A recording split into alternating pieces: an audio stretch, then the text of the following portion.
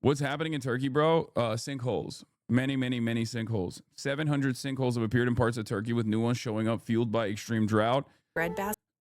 It's pretty crazy that it's like Konya, which is basically like the fucking Ohio of Turkey. It's just it's wild to me that God is punishing Konya of all places. You know what I mean? It's like it's already a fucking punishment to live there. Nearly 700 sinkholes are tearing open Turkey's farmland, and the country's main breadbasket is literally caving in. Close to 684 large sinkholes have been found across the Konya Plain, the region that grows much of Turkey's wheat. I think it's because of irrigation, right? That's probably what I assume that's what it is. It's entirely because of Konya. Anyway, it's not the best place to live in Turkey. Okay, I'm just gonna say it. It's kind of a shitty place, low key. So the fact that there's also hella sinkholes opening up makes it even harder. Adamlar zaten Konya'da yaşıyorlar abi. But yeah, anyway, all jokes aside, I do think, but when climate change gets bad enough, you won't be laughing at us Ohioans. No, I mean, this is what I'm saying. It's like most likely because of the year. Scientists blame a dangerous mix of extreme drought, climate change, and decades of heavy groundwater pumping.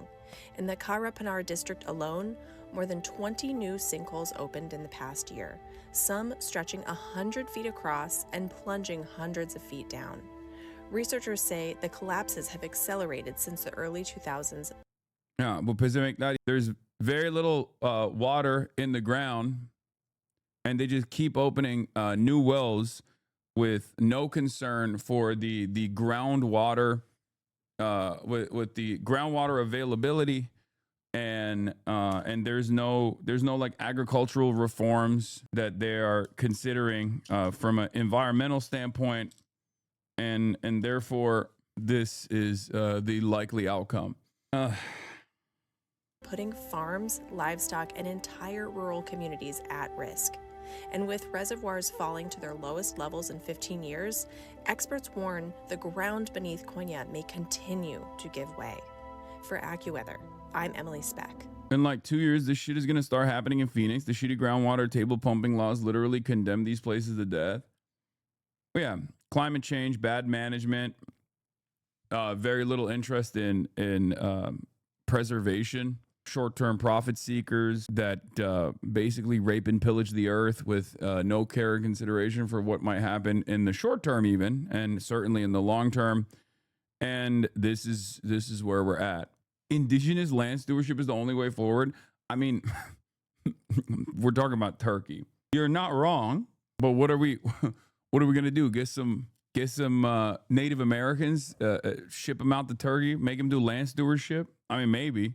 That could be cool, actually. Did you see the shooting in Australia? I did. Yeah, put the Greeks in charge. Land back. The land back movement would be putting what? The Greeks back in charge? Anyway. Chinese, we are Charlie Kirk. Drop, lads. Chatter. Not only do I know that this, and not only is this not new, I already played it on the stream. No pop-off tweet. Oh no, hold on. I'm gonna blast off right now before we get into the news. I know there's I was shooting the shit. Where was I? All right, let's do it. Let's blast off. Kings and Queens. Erika Kirk town hall disaster. Young Republicans, New York City, Groyper war. Because of the shooting, it's okay to be Islamophobic. Yeah, I know. I know. People are going crazy over it. Brown University shooting. Would a Muslim guy stop the shooting? I know, but these guys don't give a shit. Okay, I know. I'm gonna get into all of that. Hold on. Do we have a blast off meme? I was on lockdown last night. It was nuts. Are you at Brown University or Rhode Island, or are you in Bondi Beach? Are you in Australia? Bondi Beach. I know. Sorry.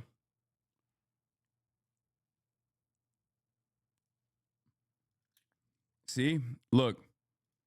This guy went, what's one Muslim guy stopping a shooting compared to every other Muslim guy committing a murder? See, that's the attitude that a lot of these fucking dipshits have. He's like, well, it's a Muslim guy that stopped this shooting, but it's also Muslims that are doing all the shootings. Yeah, dude, all the shootings around the world consistently conducted by Muslims. Yeah, every Muslim around the world is responsible for all the shootings all the time. Wasn't the shooting motives even confirmed? No, but I mean, you can make an assessment, right? Anyway, do we have a blast off meme or not? She was locked down for 2 hours. Cops were mostly sitting around with their thumbs up their ass. Okay, hold on. Damn, we got nothing. We got no blast off memes in the chat today. What the fuck? Damn, I'm washed. I'm chopped. I'm washed. I'm chopped. And we got no. We got nothing.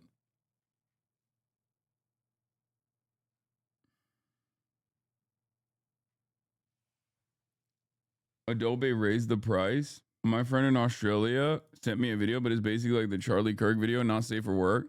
Okay. I don't even know what this is, but I'll just fucking post it. Whatever. Feet blast off or bust? No, we're not doing that. We're not doing feet blast off. Bro, some of us got finals, make your own memes. Yeah, true. All right. Here it is. It's normally it's supposed to be Sunday fun day, but obviously we got a lot of news to cover. We got the Erika Kirk town hall disaster, young Republicans in New York City doing a Groyper war, the Bondi Beach Hanukkah shooting, Brown University shooting, and all this stuff. So obviously I'm going to cover all of that. But every Australian guy is asking how a guy managed to get a bolt action rifle in Australia where gun laws ban guns. They have very, very strict gun laws, but I'm pretty sure you can still get like a hunting rifle. That's why the reason I watched the video. That's why the reason why they were using the bolt action rifle was because they can't get like AR-15s and semi-automatic rifles. Like they have rifles and shotguns. It's pretty much like it's pretty much the only things you can get, and it's specifically for it's specifically for hunting, and it's very difficult to get. And it's one of those things where it's like, because he had such because the two shooters basically had like such unrestrained access to so many people in an open field, like if they actually had AR-15s or like automatic weapons or something like that, or semi-automatic rifles, the death toll would be far, far, far worse. Like it would have turned into a Stephen Paddock style situation. You know what I mean? Lorcan Collins has a message for you. Hello from Dublin, Assam. People keep coming up to me in the street and saying, I saw you on Assam stream. I'm going to do a weekly stream for half an hour on Irish history. Oh, hell yeah. That's awesome. Great hearing from you. I really enjoyed the time we spent in Dublin, and I wish continued success for you, Lorcan. The story is a success story of gun control in that sense. I mean, yeah, it's so fucked to say there's no guns. Like, no, there's recreational guns, not cosplay bullshit guns. No, even in a country like Australia, yes, they have incredibly strict gun laws. Okay. But obviously there's still hunting and shit, and you can still get you can still go and purchase a weapon. Okay. But it's also, listen, the success of the Australian gun laws is evidenced by the fact that there is much less gun violence in Australia than other countries that have more guns. It's that simple. Sometimes it's that simple. Okay. And I suspect that, I mean, in this day and age, even though like a lot of governments are far more reactionary, I suspect that they will even figure out how to restrict it even further.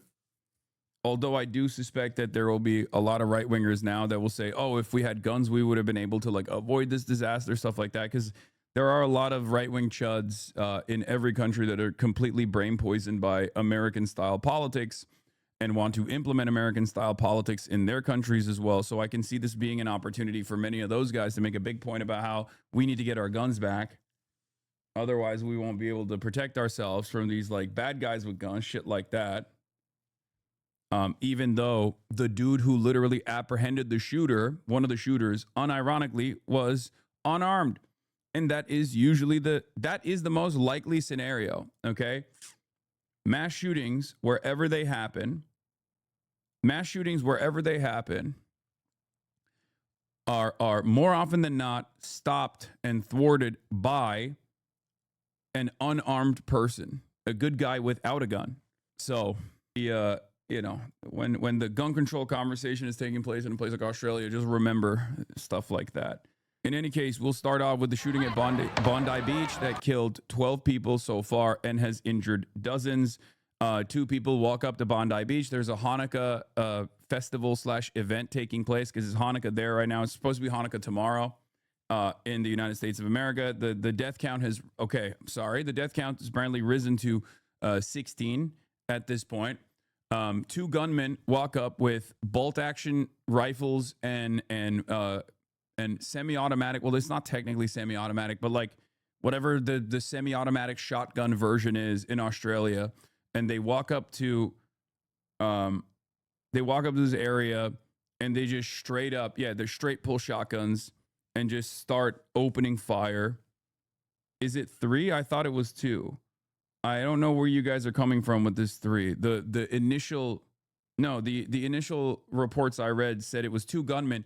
I think a lot of people mistook the third guy who apprehended one of the 2 gunmen as a third gunman or something. And that's why you're saying it was 2 shooters, but they had 3 guns between the 2. And one of the shooters is dead. The other one is not. And basically there is a full 10-minute video of them shooting. I watched it from afar. It is a harrowing incident. It is obviously completely unacceptable, absolutely evil shit. They just walk up to this public area and just start opening fire on people. Talus fact-checking the OSINT accounts. Yeah, there's also a lot of this. Yeah, this is wrong. This is the second gunman. We can trace his path throughout the entire incident. The individual in the white pants shot 2 people, walked across the bridge towards the Hanukkah party, then disarmed, returned to the bridge and picked up the second shotgun. Yeah. I mean, beyond tragic. It's a very American style incident that took place this time in Australia. So let's take a look. And I'll shots ringing out over Australia's most famous beach, packed for sunset. Panic as people on the shore and in the sea run for shelter. As rounds are fired, a moment of bravery. Watch as the man in white, Ahmed al-Ahmed, tackles one of 2 terrorists, targeting hundreds of Jewish people who were peacefully celebrating Hanukkah, the festival of lights. The disarmed attacker retreats to a bridge, where his co-assailant, 24-year-old Naveed Akram, continues to fire, shooting Ahmed al-Ahmed twice in the arm. The pair continue their attack before they're surrounded by law enforcement. One is shot dead and the other is seriously injured and apprehended. Police are investigating reports of a 3rd terrorist. They also discovered improvised explosives. Look at the speed of him shooting. This is a trained sniper. Yeah, I mean, he was I wouldn't say he's a trained sniper necessarily, but it's obvious that he is very well trained with this weapon, because being able to cycle through with ease like this obviously implies that he is very well practiced. It doesn't mean that he's like well practiced at, like, I don't know, combat or something. It just means he's like definitely very aware of how to use this rifle, as you can see. And I think it's not a regular bolt action, right? Because regular bolt actions, you have to push it back in. This snaps back into place. I forget what the distinction is, and I'm sure the gun perverts in the chat will correct me on this, but that's, I believe, called a straight pull, where it's like it's almost like a bump stock for a, you know what a bump stock does for a AR-15 semi-automatic, where like it's not the same, I don't think, right? I don't know if the straight pull actually utilizes the kickback to basically push the bolt back into place, but it turns a bolt action rifle into a gun that you can shoot many bullets with much faster frequency. But I don't think, but it's not like a modification or anything, right? No, stop. Bolt action just cycles a new bullet, not much resistance. No, but don't stop. No, this is not like a regular bolt action, isn't it? because it rechambers instantly, as opposed to a bolt action where you have to like push it back into place. That's why I said I'm not a gun pervert, but I'm pretty sure like you were doing so well before the bump stock. Okay, it's not like a bump stock. It's not like a bump stock at all, because a bump stock uses like the actual kickback to make it. Don't worry about the bump stock. Forget I said the bump stock. Okay, forget it.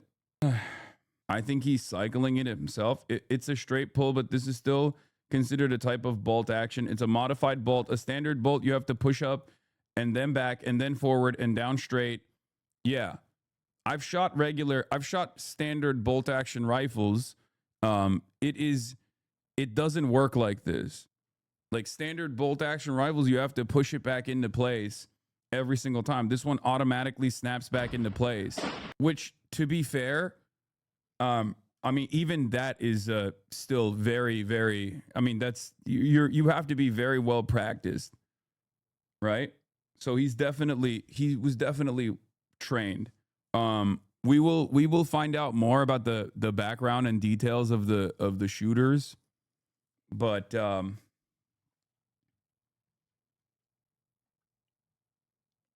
yeah, this was I mean, I don't even know what to say. It's just not, there's nothing to say. It's just a insane act of ultra violence that we are much more familiar with here in the United States of America.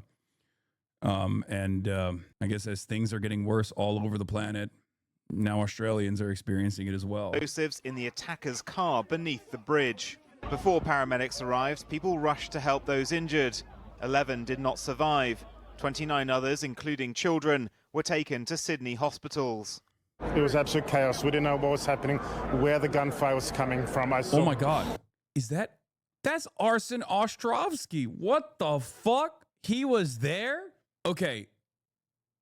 This man, albeit a victim in this circumstance, is an absolute nut job. He posted a selfie on Insta during the shooting. He is the most dedicated to posting selfie man I've ever seen in my entire life. Just in, Arsen Ostrovsky, one of the designers who spent the past 2 years justifying Israel's war crimes and supporting Israel's actions, was injured in today's attack at Bondi Beach, Australia. He tried to justify Israel wiping out hospitals in Gaza following October 7. He literally always posts selfies. Like, he's the guy who will post a selfie with his kid, like talking about how, like, you know, bombs are falling on Israel. He loves posting selfies. He's Mr. Selfie. It was a Chabad event. Yes. Yes, it was for Hanukkah, and it was put together by the Chabad. Blood gushing in front of me. I saw people hit, saw people fall to the ground. My only concern was, where are my kids? Where are my kids? Where's my wife? Where's my family?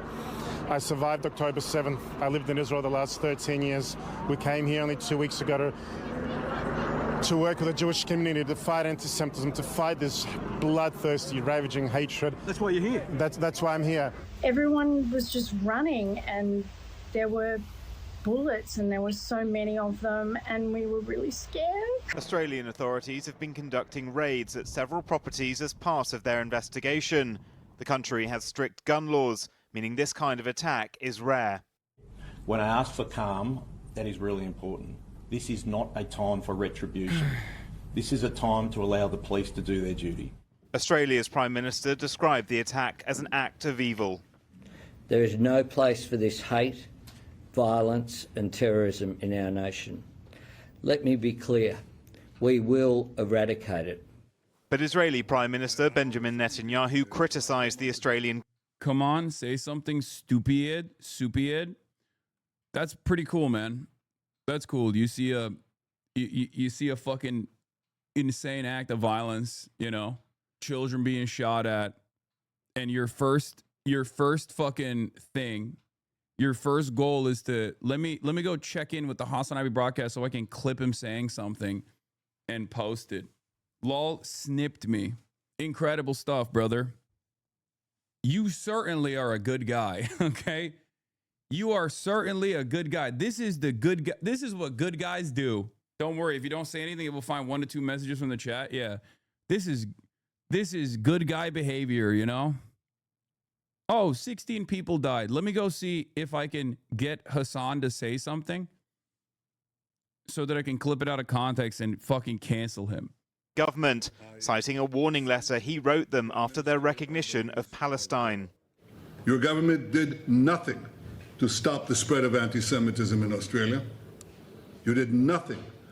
Also, once again, no matter what happens around the world, you can always count on Israel and defenders of Israel to instantly turn around and talk about shit that shit that's immediately in the interest of like Israel's foreign policy, Israel's domestic policies. Like the bodies haven't even been collected yet. And Benjamin Netanyahu will go on television and be like, this is why you can't give these Arabs a state.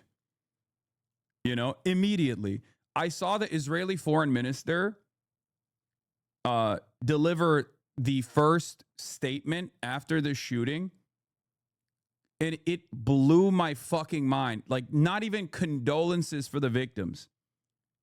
They don't even care about like Israeli Jews that live in Australia that happen to be in the vicinity of this event, where they just immediately turned us into like no like condolences to the victims whatsoever, just straight up attack. Yeah. To curb the cancer cells that were growing inside your country. One of those killed was a British-born Rabbi Eli Schlanger, a 41-year-old father of 5. His colleague, Rabbi Levi Wolf, who rushed to the scene, was defiant. As a Jewish people, our light will not be dimmed, and the holiday of Hanukkah will remind us and the world that a little bit of light dispels a lot of darkness, and what we need to do is add in our light. The darkness of anti-Semitism. Yeah, the rabbi that got killed was West Bank. I think a settler in the West Bank, and was in Israel, in and out of Israel, very. This doesn't justify what took place. Obviously, it's fucking completely unacceptable. What is this? I wrote Benjamin Netanyahu 5 hours ago. Now, as a result of this, the Secretary of War, Pete Hegseth, said the following. He said, let it be known that if you target Americans anywhere in the world, you will spend the rest of your brief, anxious life knowing the United States will hunt you, find you, and ruthlessly kill you. They're not only trying to annihilate us, they attack us because they attack the West. That's what Israel expects. Oh my God. He's literally fucking. Oh.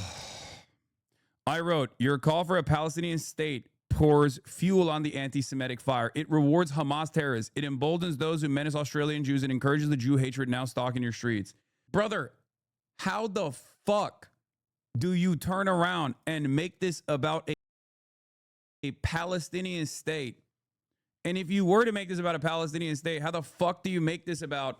Oh my God, dude, it is fucking insane. It is insane. Every pro-Israel person has like a different, pet peeve that they're going to turn around and like use any instance of harrowing ultra violence, anti-Semitic violence, whatever, to their advantage in this moment, to be like, well, this is exactly because they're giving aid to Gaza. But they never actually think about the enmity that has grown towards not just Israel, but also Jewish people as a whole, directly as a consequence of Israel being tied falsely to Judaism over and over again, putting Jews in the West in the crosshairs as a direct consequence of Benjamin Netanyahu, and not just Benjamin Netanyahu, but the entire Israeli government and the Zionist project tying Judaism to Israel openly and deliberately, dangerously. Like, if anything, this is it's the exact opposite of what these guys are saying. If there wasn't such instability born out of Israel's apartheid state status, that there wouldn't be this kind of negative association. Sure, anti-Semitism would still exist, right? It's one of the oldest versions of bigotry and hatred. But like, how can you not see that these sorts of incidents are increasing? directly as a consequence of the association that people make with Judaism and Israel, Judaism and Zionism. And there's not a moment that is wasted in instances like this. Sky News interviews the Israeli deputy foreign minister about the attack in Australia, and she used the opportunity to attack the hate marches in London and claimed that globalized intifada is a call to kill Jews. It isn't. Oh, my Lord. They were probably fans of yours, to be honest. Okay, good one, dude. I mean, the people that come in here to say shit like that are unironically doing a different version, a smaller version of what these guys are doing, right? That's what they're doing, which is, there's a moment of crisis. There's a horrible act of violence that took place. How can I make this about my least favorite Twitch streamer? How the fuck do you live like that? It doesn't make any sense to me. Yeah, never let a good crisis go to waste. It's an opportunity. Disrupted the joy of lighting Bondi's menorah today. Around the world, Jewish communities will continue to light those candles in their windows this week, in defiance of the rising threat against them. Well, Australian broadcaster Hamish MacDonald is the presenter of Mornings on ABC Radio Sydney. I spoke to him a short while ago and asked him what the mood is like there just hours after the attack. It's not an overstatement to say that I think Australia is devastated by these events. This took place in Sydney's backyard, Australia's backyard, Bondi Beach, the place that so many travel from all over the world to see as that single snapshot of Australian life. And that is very much what this place is all about. It was a Sunday evening. It was a perfect early summer evening. Friends of mine that live here said you couldn't have asked for a better Sunday evening. Another friend had just jumped on a surfboard because she saw her friend riding some nice waves not too far from here. And it was interrupted. It turned to chaos. There was pandemonium. Hundreds of people running south from the beach, north from the beach, up the hill. Some people still carrying beers in their hands because people were coming into bars and pubs and cafes and restaurants and saying, run for your life. And so sadly, at least 12 people have been killed, including, of course, one of the gunmen we now know. But I think obviously it's significant this has been declared a terrorist incident, but it is also the single biggest shooting in Australia since 1996. This is going to have a profound impact, isn't it, on Australia? It's not something of the like that the country has seen before. Jewish contacts of mine, friends, have been in touch tonight saying, you know, we've been warning of this. People have questioned whether we were exaggerating when we said this sort of thing might happen. And so I think there's a sense of deep regret in the Jewish community that their worst fears have been realised. As I drove down here to Bondi Beach tonight, I stopped off and saw an Orthodox Jewish friend of mine who spent her afternoon ferrying, crying, distressed, hysterical young women of the Jewish community that were here at the Hanukkah event up the hill to their residences because they could not get out of here. Just think of the timing, the first day of Hanukkah, the lead up to Christmas. This is when Australia kicks back for their summer holidays. And the Prime Minister, Anthony Albanese, has said he's going to eradicate this hate.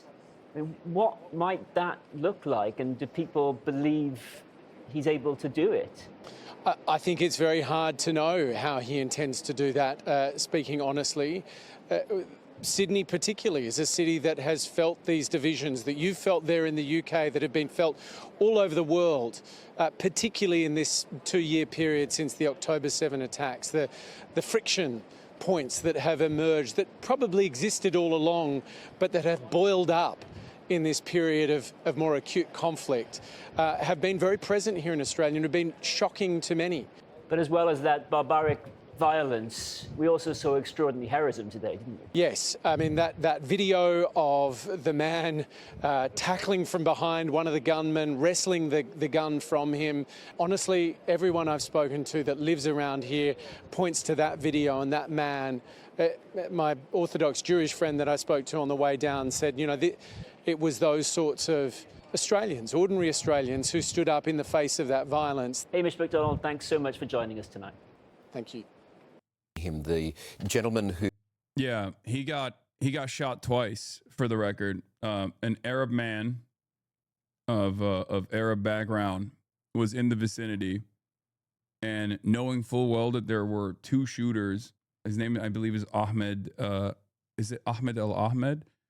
He ran up to one of the shooters and disarmed him. Who raced into the scene to disarm one of the gunmen. We're just learning some details about him because he has been shot. Now, we are confident in saying that that is him. One of his relatives has just spoken to one of our reporters. We've got an interview coming in. We understand that this gentleman's name is Ahmed Al Ahmed. He's a 43-year-old married father of two. And he raced in to help. We understand apparently owns a fruit shop in Sutherland. No experience with guns. He was just walking past. We are told that he has 2 bullets in his arm, but they think he's going to be okay. And in the next hour, let's have a listen to the hero's relatives talking about his acts this evening at Bondi Beach. Still, he's in the hospital, and we don't know exactly what's going inside. But they said the doctor, he's very okay. Yeah, and next 2 hours, they let us to go in and see Ahmed, because he's still inside and he do the operation. But we hope he will be fine. He's a hero, 100%. He's a hero, because what we see on the social media, he's 100% hero. To his shoulder? Yeah, he have 2 shots, one in his arm here and one in his hand. And have you been able to talk to him today? No, because I come when I see what's happening, and I come. Yeah, so one of the first things that took place that I saw, at least, like some of the first viral posts were about how like this guy was actually not Arab or whatever. And then the people, when they found out that he was Arab, immediately turned around and said, well, it was still Muslims that were responsible for the shooting. So don't give credit to the Muslim guy for stopping it. I wish more Muslims were like that guy or whatever the fuck. It was just the most insane shit. It's like very clearly racialized. In the first wave, there were attended 14 people who were deceased at the scene. Through the course of the evening, another 2 people succumbed to their conditions at New South Wales hospitals, and a total of 42 people attended New South Wales facilities. It is not uncommon in these major incidents for members of the community, sometimes often with not even an hour before this, Drew was ranting about how all Middle Eastern people need to be removed and are terrible. All of a sudden, they're also heroes. What a fucking loser. This is what it means to be Australian. I do want to make the point that there is a significant amount of support available from the New South Wales health system. I could commend to the community that there are great resources available on the New South Wales Health website if you need mental health support, and some reference material if you also need that.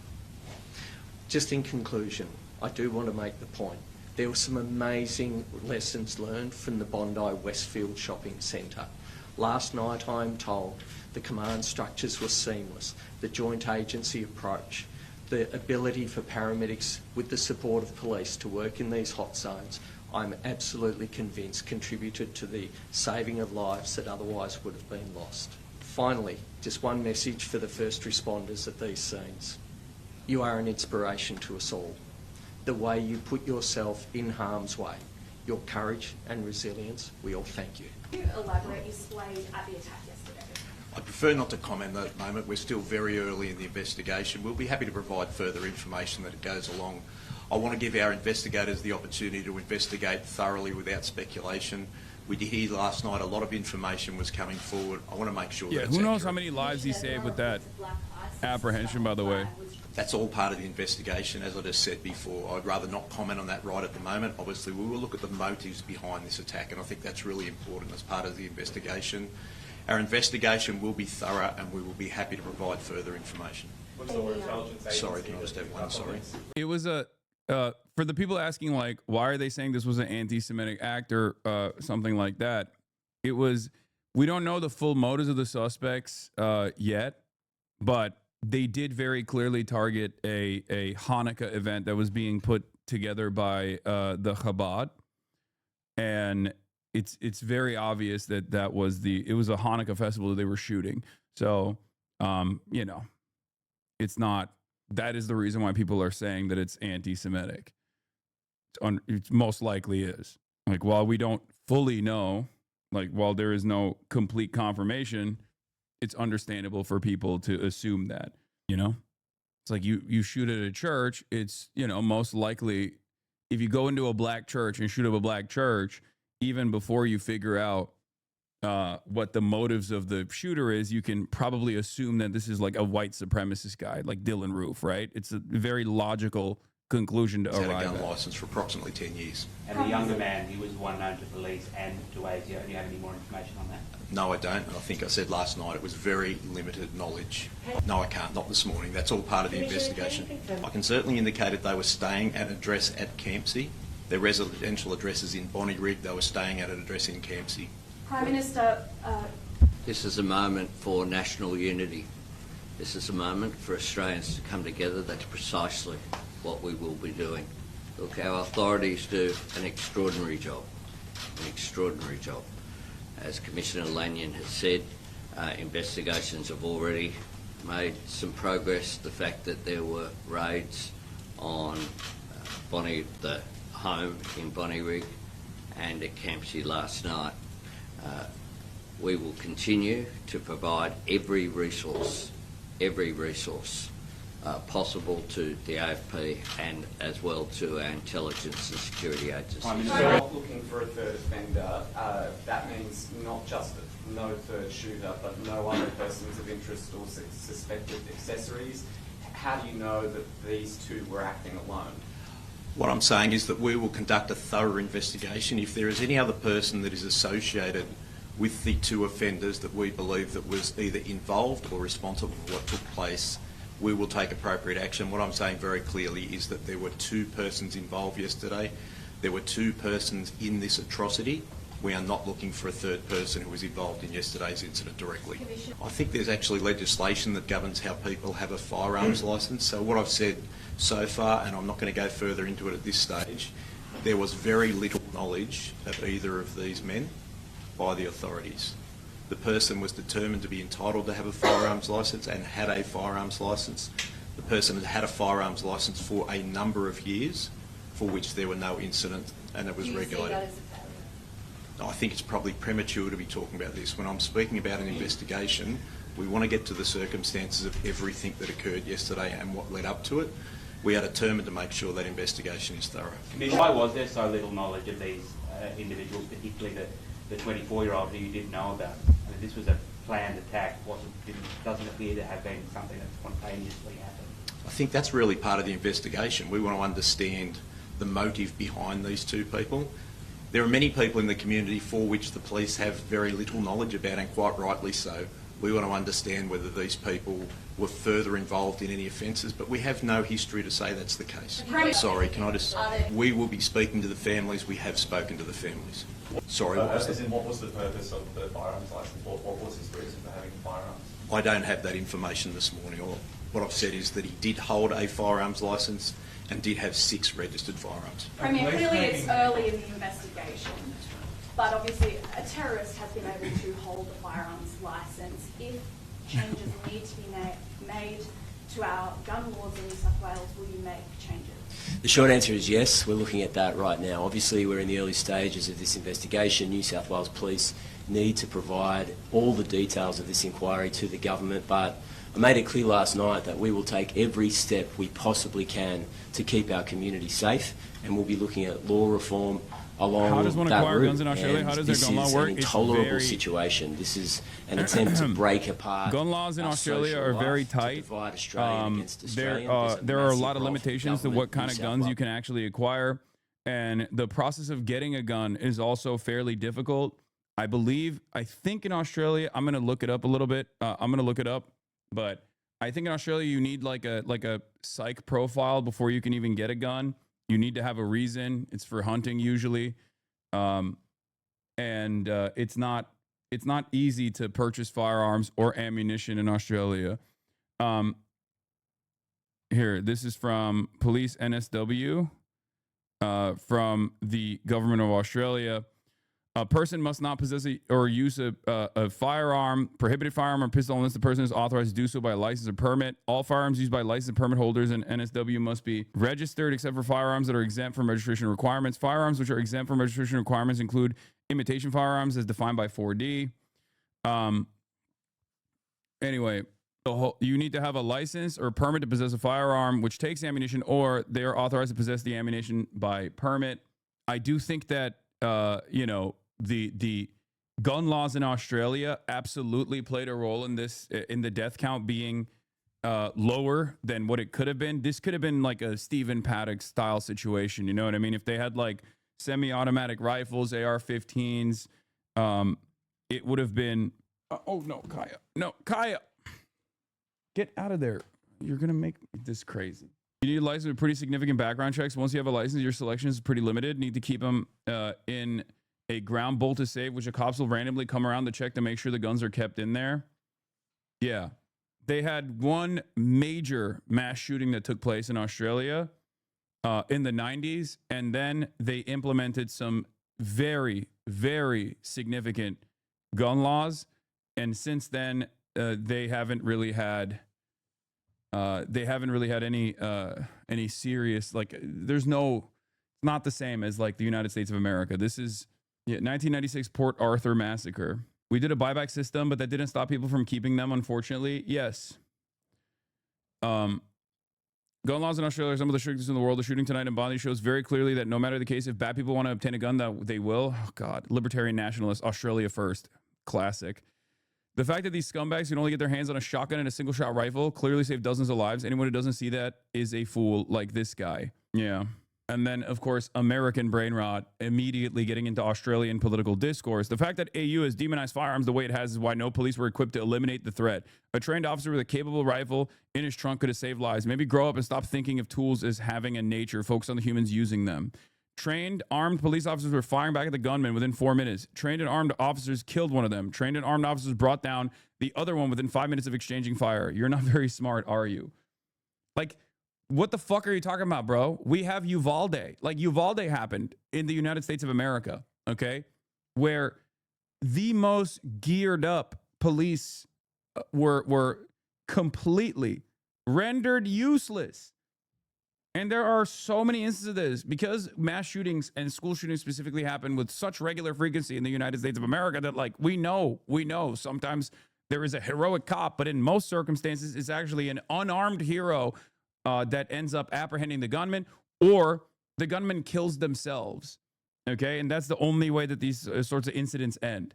American cops have basically everything short of a fucking RPG in the trunk. And yet, you know, it seems like there are a lot more fucking mass shootings that take place in our country than a place like Australia.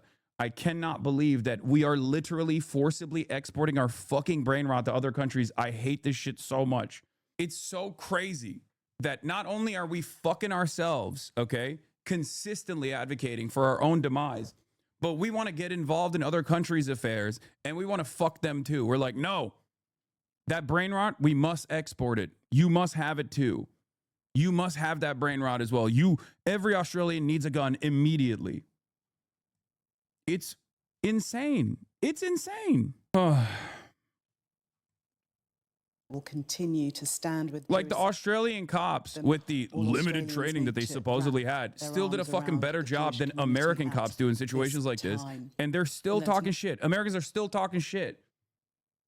Like, all things considered, this could have been a far, far worse event. It was already a horrible event. But it blows my fucking mind that we look to this situation in a country that has like reasonable gun safety and gun control, and we still, like, everybody loves when horrible incidents like this take place, so they can just take on whatever cause they have and just hammer it over and over again. And I think that in and of itself is another indication that we are so desensitized to these kinds of acts of violence, especially Americans, right? Because it's like, I mean, there was a fucking school shooting that took place in Brown only a couple hours prior to this happening in Australia. And that's basically any other day, right? I mean, that happens all the time here. It's the gun equivalent of vaccines. It's the same people as saying, oh, I got the flu even though I got the shot, so the vaccine doesn't work and we should outlaw them. Anyway. But think about the profits American gun manufacturers could earn if there were unrestricted access in the AU. Yes, except the Amerifats that are advocating to loosen gun restrictions in Australia thousands of fucking miles away on the entire other side of the planet are not actually gun manufacturer executives that are slated to, that are slated to make profit here. They're just regular ass Americans that think this is how it's supposed to go.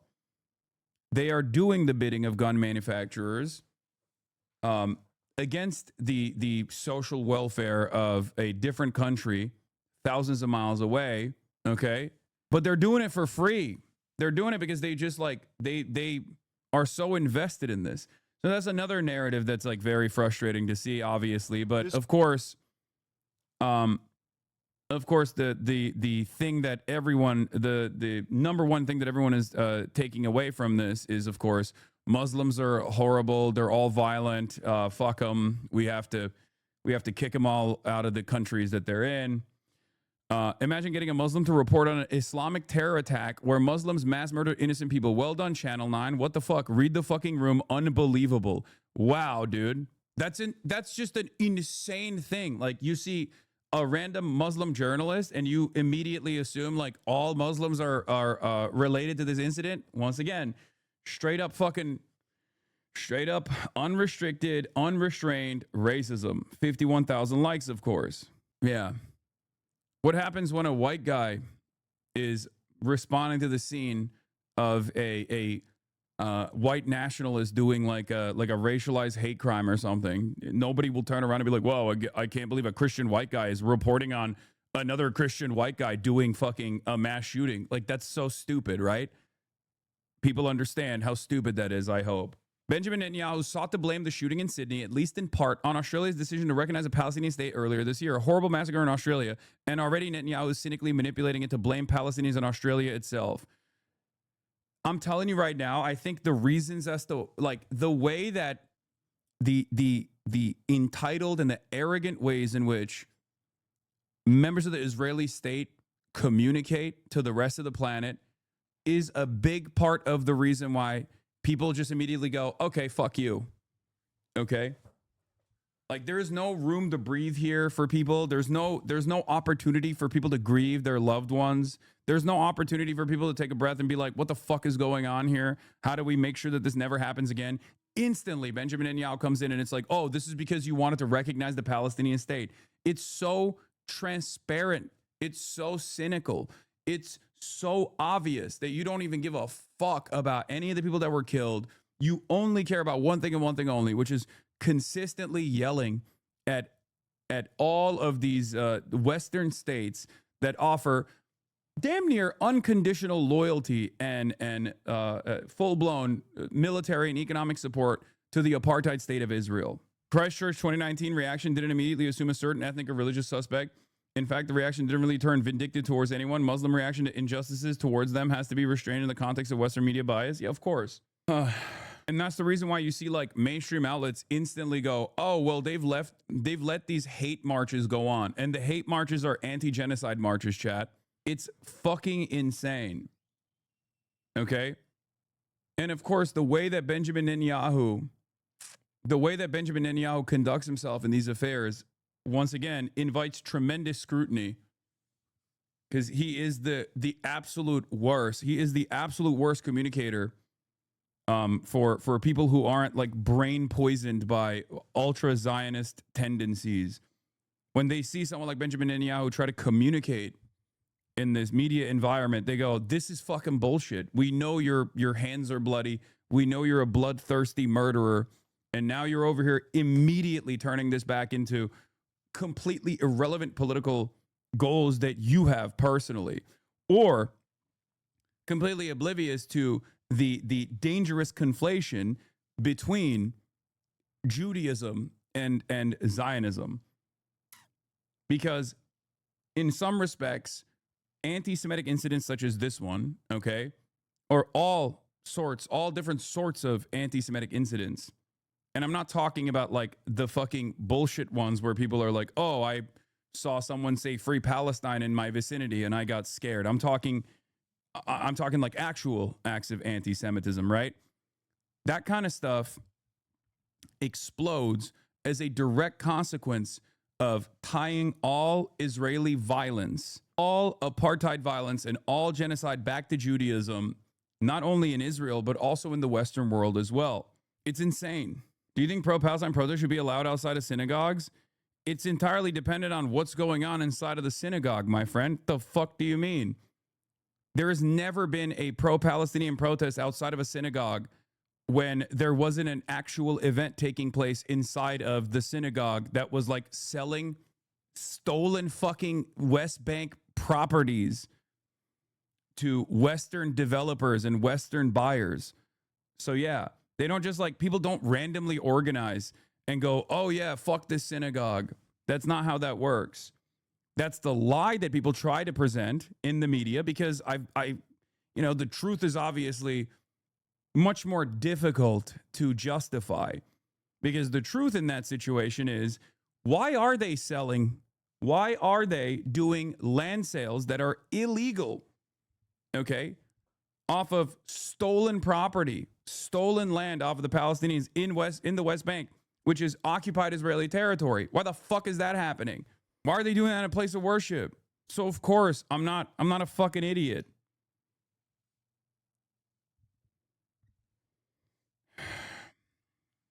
Don't get suckered by mainstream media narratives on this stuff. Whenever the media tries to cover incidents like that, they will automatically say, oh, this is an anti-Semitic act. I mean, yeah, if there was a random anti-Israeli protest outside of a random synagogue for no reason, okay, for no reason whatsoever.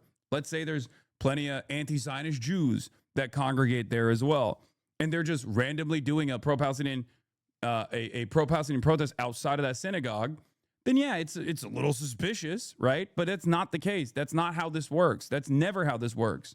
In every single one of those instances, where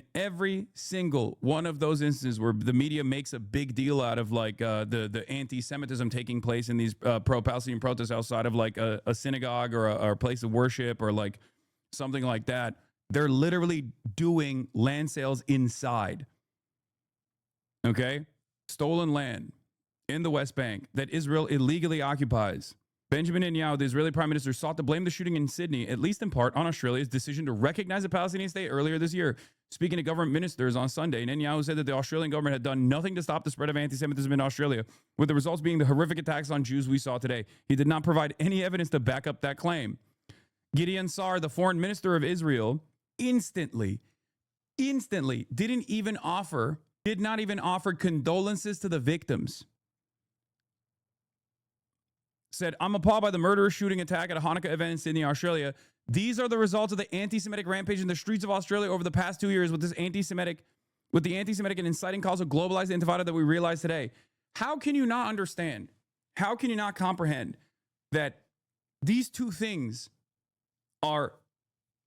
they have to be forcibly separated, and you are merging them together. You are merging them together, tying back Israel to Judaism aggressively, which only increases the likelihood of violence that Jews are subjected to in the West, because people are hearing what you're saying and they're tying it back to what Israel is doing. And yes, they're already running around blaming the pro-Palestinian rallies and shit like that, which is so psychotic, dude. Yeah, the pro-Palestinian rallies that are conducted and supported by people of every different background, including Jews themselves, are actually conducted so that with the singular purpose of saying that they should go and do shootings at Hanukkah festivals and shit like that. It's just so frustrating. Your view, because we've heard from other Jewish people living in Australia this morning, they don't think enough has been done up to now. My view is really clear. They're very much playing it safe, and they pay a lot of lip service. And I've been told that the actual police who are witnessing death threats and chants at, like I have to call it what it is, pro-Palestinian rallies, when they hear death to Jews, gas the Jews, and from... They're not... Oh my God. Yeah, there are rallies where they say death to Jews and gas to Jews. Those are not pro-Palestinian rallies. Those are fucking neo-Nazi Defend Australia rallies conducted by white supremacists, as a matter of fact. But those are reliable allies. Those are fascists of a different order, and therefore that doesn't actually invite any scrutiny from Zionists for some weird fucking reason, okay? If your highest priority is to, one, ramp up Islamophobia, and two, to immediately tie this back to anti-genocide rallies, because your only priority here is to defend Israel and defend Israel's goals, then immediately you're just going to turn around and be like, oh, well, it's just, what did you expect? Of course, it's because of these fucking protests. It's because of these fucking anti-genocide protests. The river to the sea, which is a clear directive of kill Jews worldwide. Globalize the Intifada means kill Jews wherever you are. And just so you know, the Jews that go to a Hanukkah party are very open. Everybody there were probably very few ultra-Orthodox Jews at this party. It's mostly secular Jews who look like everyday Aussies. In this kind of media environment, it is virtually impossible to bring back sanity, okay? This kind of media environment is also partially the reason why this kind of sentiment actually fucking blows up. Good morning to everyone waking up to the false flag terrorist attack at a Hanukkah event in Bondi Beach, Australia. This post from Candace Owens aged well. They've been signaling that a 9/11 style attack is coming the second week of December. Save this tweet. It will age well. That's it. Most people that don't have the same the same interests, or most people that haven't like lived around Jewish people or have Jewish friends that are seeing this kind of stuff, non-Jews that are seeing this kind of stuff in the media, the constant conflation between Judaism and Zionism, and then also the immediate response coming from people who want to defend Israel that tie any kind of act of violence such as this one immediately back to like anti-genocide rallies and shit. They see this stuff and they go, what the fuck are these people doing? What are they saying? It feeds into the anti-Semitic conspiracy theories. And it's crazy because like it makes my job a lot harder. It's crazy because it's virtually impossible to cut through that noise. No matter how much I rail against this kind of narrative, no matter how much I criticize this kind of dangerous conflation, it seems like mainstream media, especially in the West, will consistently do this dangerous conflation. And after a certain point, like, of course, this is what you're socially conditioning people into believing. Ms. Haskell, that governments around the world, including the Australian government, could have done more to tackle anti-Semitism. What would you have expected them to do to prevent or anticipate this kind of attack? Also, there's this aspect of it too. There was no moments wasted. The blood hasn't even dried, and there's already a growing suspicion in Israel that Iran is behind the mass shooting in Australia. Israel's assessment grows. Iran is behind the massacre. There's growing suspicion in Israel that Iran is behind the massacre in Sydney, Australia, in which at least 12 people were murdered during a Hanukkah party on Bondi Beach. Israel Hayom, Israeli official. Iran is behind it. A senior Israeli security source says Tehran and his proxies have stepped up efforts to target Israeli and Jewish sites worldwide, pointing to the deadly Bondi Beach terrorist attack as a part of that campaign. In Australia, where following specific intelligence warnings, the government took partial measures against the Iranian embassy, including the expulsion of the ambassador. There is no doubt that the direction and infrastructure for the attack originated in Tehran. Netanyahu, a few months ago, I sent a letter to the Prime Minister of Australia. I told him that their policy is fueling the fire of anti-Semitism on the streets. I said that it encourages hatred of Jews. Anti-Semitism is a cancer, and it spreads when leaders are silent. Anti-Semitism is a cancer, and Benjamin Netanyahu is like the #1 purveyor of anti-Semitism, the #1 disseminator and distributor of anti-Semitism. Israel investigating possible Hezbollah involvement in Bondi Beach shooting, possibly in retaliation for the Ali Tabatabai's assassination. Khan, according to warnings passed by the Israeli security establishment to Australia, Iran has established a large infrastructure of terrorists with the aim of attacking Jews and Jewish targets in the country. It's much easier to get people on board with a super simple narrative. On the pro-Israel side, it's much easier to get people on board with the Islamophobic narrative. All Muslims are a dangerous, cancerous entity in the West, and they are going to do barbaric stuff all the time. And also on the anti-Semitic side, sometimes the double Monty by the likes of, Nick Fuentes and Asmongold, where they hate both Muslims and Jews, right? But it's also much easier to convince people that this is a Jewish conspiracy. A senior U.S. official told Fox News that if Australia attack was ordered by Iran, the U.S. fully recognizes Israel's right to strike Iran in response. Like, obviously, Iran did not order the attack in Australia, but I'm also having trouble understanding why Israel would have a right to attack. How is Israel involved here, lol? It's fucking insane. This is what happens when you got one speed. Bomb Iran, you know? Well, I guess we got to bomb Iran again. It'll work this time. Yeah, and they already are like talking about how Iran is 2 weeks away from nukes again. Well, fight racism, fight violence against Jewish community, fight racism in workplaces. We're trying, lady. It does feel like to me there's less and less people invested in doing that, though.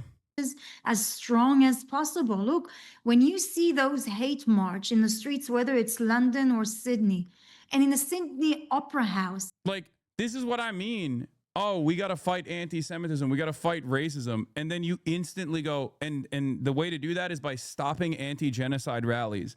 Okay, well, you just made like 10,000 new racists with that statement. Okay, because people already don't like Israel. For good reason, for understandable reason. The hatred and enmity and anger and animosity that people feel in their hearts towards Israel is not only warranted because Israel is doing a genocide, and it's also an apartheid state that is engaging in ethnic cleansing, mass displacement, untold amounts of violence, and is an unaccountable entity, okay, and gets unlimited and unconditional support from the West. But then on top of that, where people have this kind of resentment towards Israel for this reason, especially because Israel seemingly always finds its way into meddling with the domestic affairs of the Western world that is offering this kind of unconditional support in spite of the animosity towards Israel. But then when you tie back people who call this allegiance into question into acts of violence against Jews or anti-Semitic acts of violence by saying, the people, regardless of their background, anti-Zionist Jews and anti-Zionist Muslims, anti-Zionist Christians alike, are all actually responsible for these kinds of actions. You are quite literally pushing people away. It becomes more and more difficult to try and actively combat anti-Semitism in this media environment where every single anti-Semitism combatter, and I'm using air quotes when I say this, every single anti-Semitism warrior seemingly is not invested in anti-Semitism at all and is actually invested in fomenting enmity towards Jews by consistently packaging their narrative with criticisms of Israel doing a genocide being the equivalent to anti-Semitism. They chanted, "Gas the Jews, gas the Jews." Not even a single arrest. Not even a single person. Also, it is kind of stupid to just fucking be like, yeah, we got to combat bigotry. Also, we need to kill every Muslim. we need to purge Muslims from Western states because they're cancerous. Okay, how the fuck's anybody going to take you seriously after that? There is no, like, this kind of stuff doesn't work anymore, is what I'm trying to say. You can't just, I mean, she also packages that up with like totally made up bullshit, right? But it's crazy to me that you start off by talking about, let's combat bigotry, and then you instantly do bigotry towards Muslims, not realizing that people hear that inconsistency and they go, no, I want to be bigoted towards Muslims and Jews, actually. It's all or nothing, There's this attitude among reactionaries that I sometimes find laughable. Obviously, this is not a laughing matter in this moment, but like there's this there's this weird attitude that reactionaries have where they think like, oh, as long as we can say slurs, we can combat, you know, the violence coming from these individual groups. Like they try to make it seem as though if you say the N-word, then like crime will go down or something, right?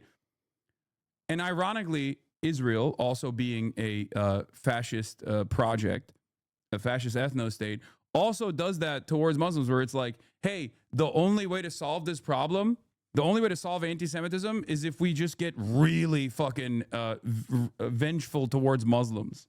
You watched that protest in 2023 with Ethan? He showed you that video. It's not a lie. Brother, are you fucking kidding me?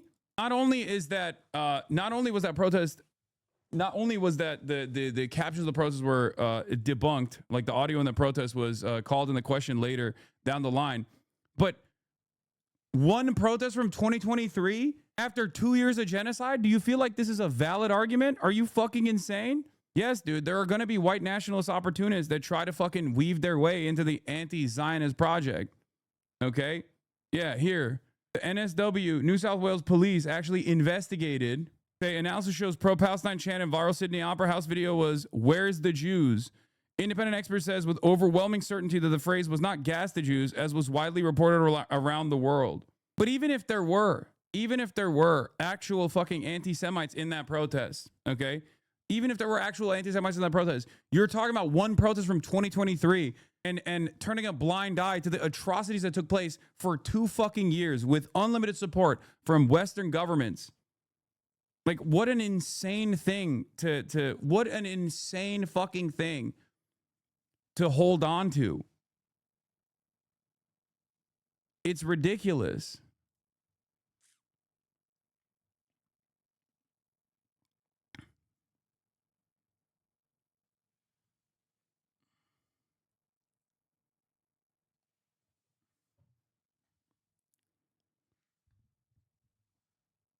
Anyway.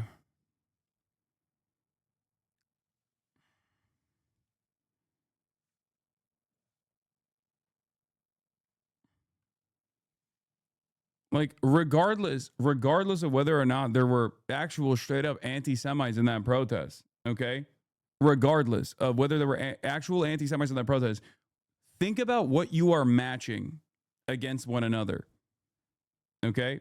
2 years of live streamed Holocaust of children, women, and the elderly in broad daylight with unlimited support versus one protest at the Sydney Opera House. Fucking insane. Well, I guess you can't criticize Israel's unlimited genocide. Person who had to answer for that, but they tried to cover that. When you hear them chanting to globalize the Intifada, what? Yeah, there's a reason why she immediately jumps to globalize the Intifada. Bro, you don't know that you talking about? I'm living in Israel. What do you think that means? Globalizing the Intifada mean exactly that. To go on massacres, shooting people in the streets, to violently attack them. This is what it means. And if you let that continue and run in your street, waving flags of terrorists, pictures of people who murdered innocent. Yeah, I have a very different read on this because I see what pro-Israel people are doing as exactly what she's saying. And unfortunately for her, and unfortunately for many people that want to continue the Zionist project of genocide, death, displacement, and destruction, many people also now see it in the same way as well. Yeah, waving the Israeli flag, wearing IDF gear, wearing IDF dog tags, consistently talking about Am Israel Chai, Am Israel Chai. Actually, we got to fucking kill all the children. Every child in Gaza is actually not innocent because they're potentially a terrorist that we've eradicated. Also, at the same time, they were human shields. But even if they weren't human shields, and even if there wasn't actually a Hamas officer in the immediate vicinity, which, by the way, that still doesn't fucking justify this kind of death and destruction, they were still terrorists in training. So therefore, it was actually valid. All of this stuff is why people actually fucking hate Israel. Okay? All of this stuff paired up with a constant need, a constant interest in meddling in the domestic affairs of these countries that are already offering unlimited loyalty and support to the state of Israel as it continues its genocidal settler colonial project is precisely the reason why people fucking hate Israel now. Children. In spite of the mainstream trying to control this narrative and trying to contextualize every single act of violence against Palestinians. You know, if you don't fight it in your silence, you actually support that. You justify that. And to globalize the Intifada means exactly that. A terrorist attack on a beach in Australia where Australian civilians are being murdered and killed. This is what it means. So when you hear that, start acting, enforcing, persecuting, punishing. Yeah. When you hear someone participate in an anti-genocide protest, put them in jail. Well, this is already happening. We know what this looks like with Palestine Action. People who are holding up a placard that says, "I support Palestine Action," you know, retirees, pensioners, people in wheelchairs, blind 80-year-olds are getting arrested by the British police. We know how fucking stupid that looks. And trust me, it doesn't fucking work. Okay? It's not creating a positive association with Israel. And the more you tie Jews to Israel, the worse it gets for Jews in general. So that people... Yeah, she also said persecuting instead of prosecuting, which was a Freudian slip, of course. Understand this is absolutely unacceptable. No racism, no violence will be accepted, not in Australia and not in the UK either. Instantly. Persecution. Sorry, I'm tweeting. Not a second is wasted for victims of more of their loved ones. Instantly, Israel's envoys demand persecution. They blame recognition. Australia. Not sure it was a slip. Australian government was super neutral and bent to the local Israeli lobby. Of course, every Western government has done the same thing. There's not a single government that has actually done that's actually done anything decent here.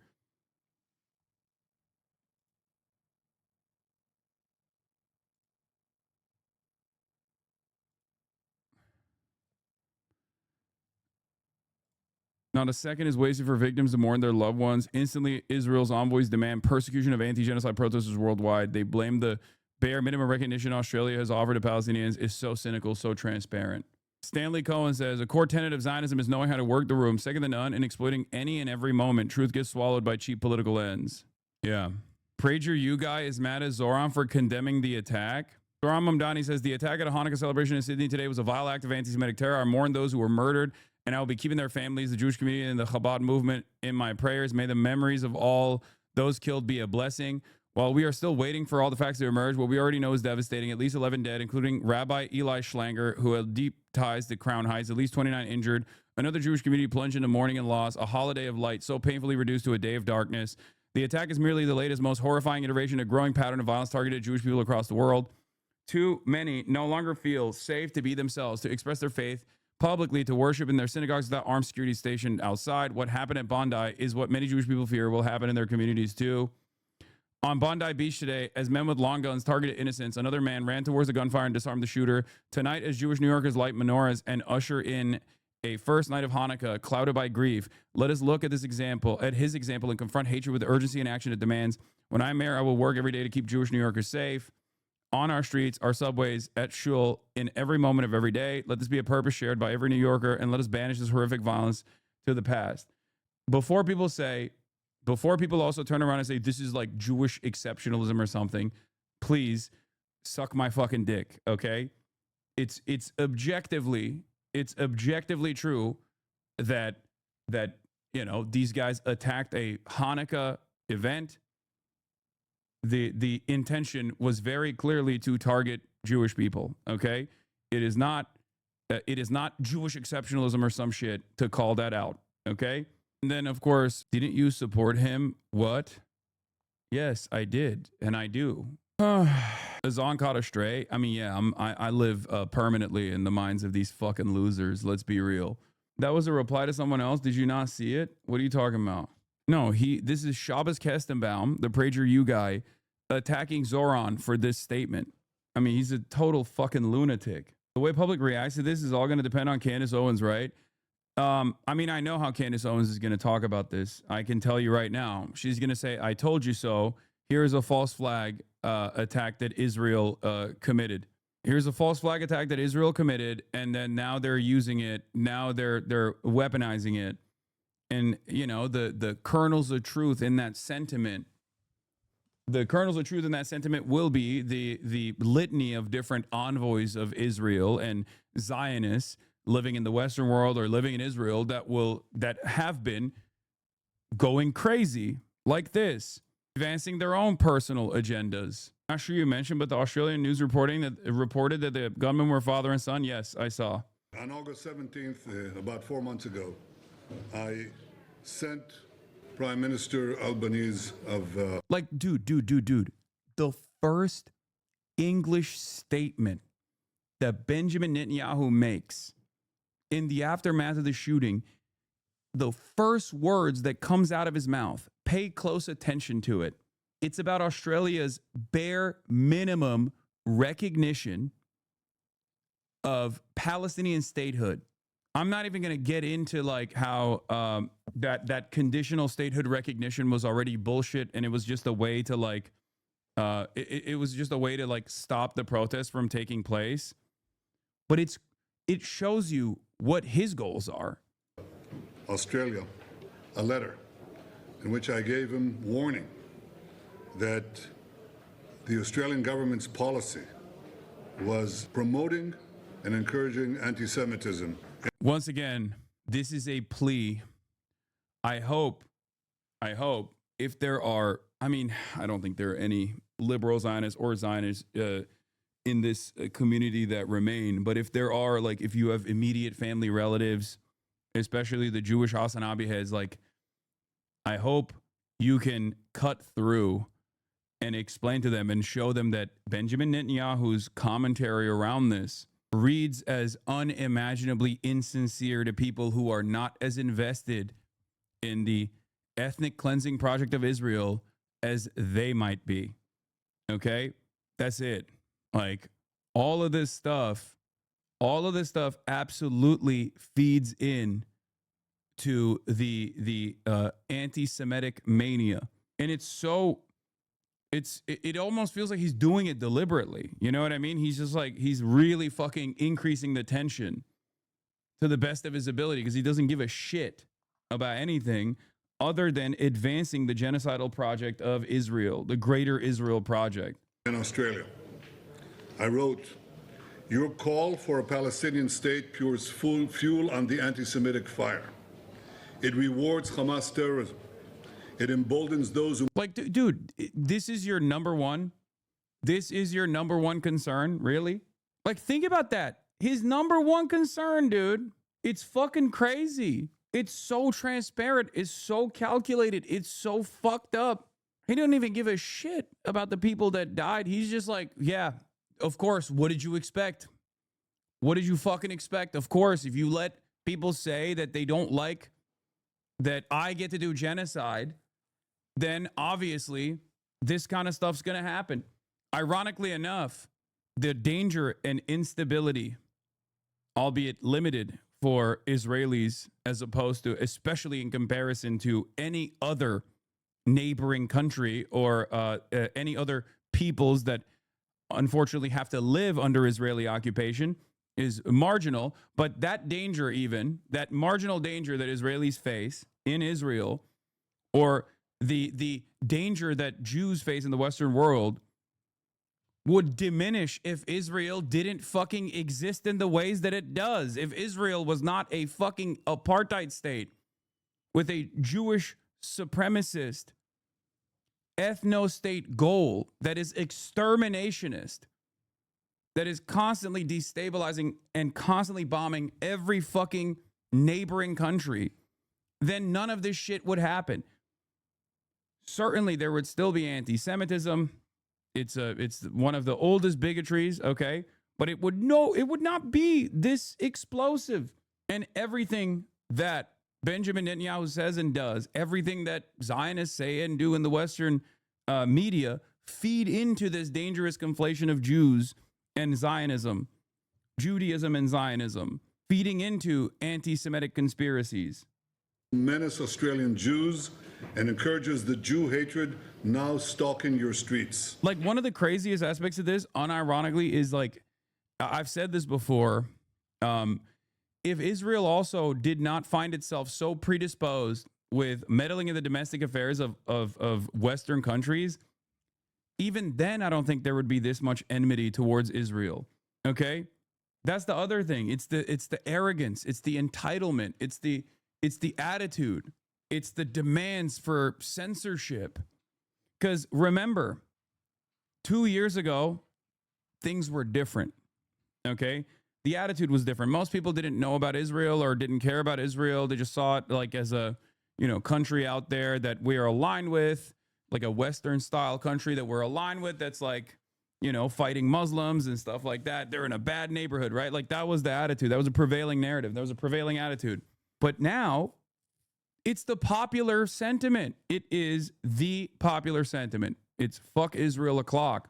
So when you're demanding persecution, when you're demanding prosecution, when you're demanding censorship of the popular sentiment, the people that don't have that same kind of Zionist brainwashing or investment in the greater Israel project, in the development of this ethno-state, in the continuation of this occupation, when they hear you say this, they go, well, one, you're a fucking monster. You're a war criminal. Fuck you.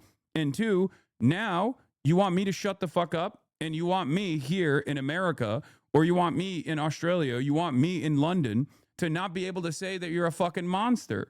You want me to be prosecuted, to be persecuted, to be jailed for calling you a monster? Well, suck my fucking dick.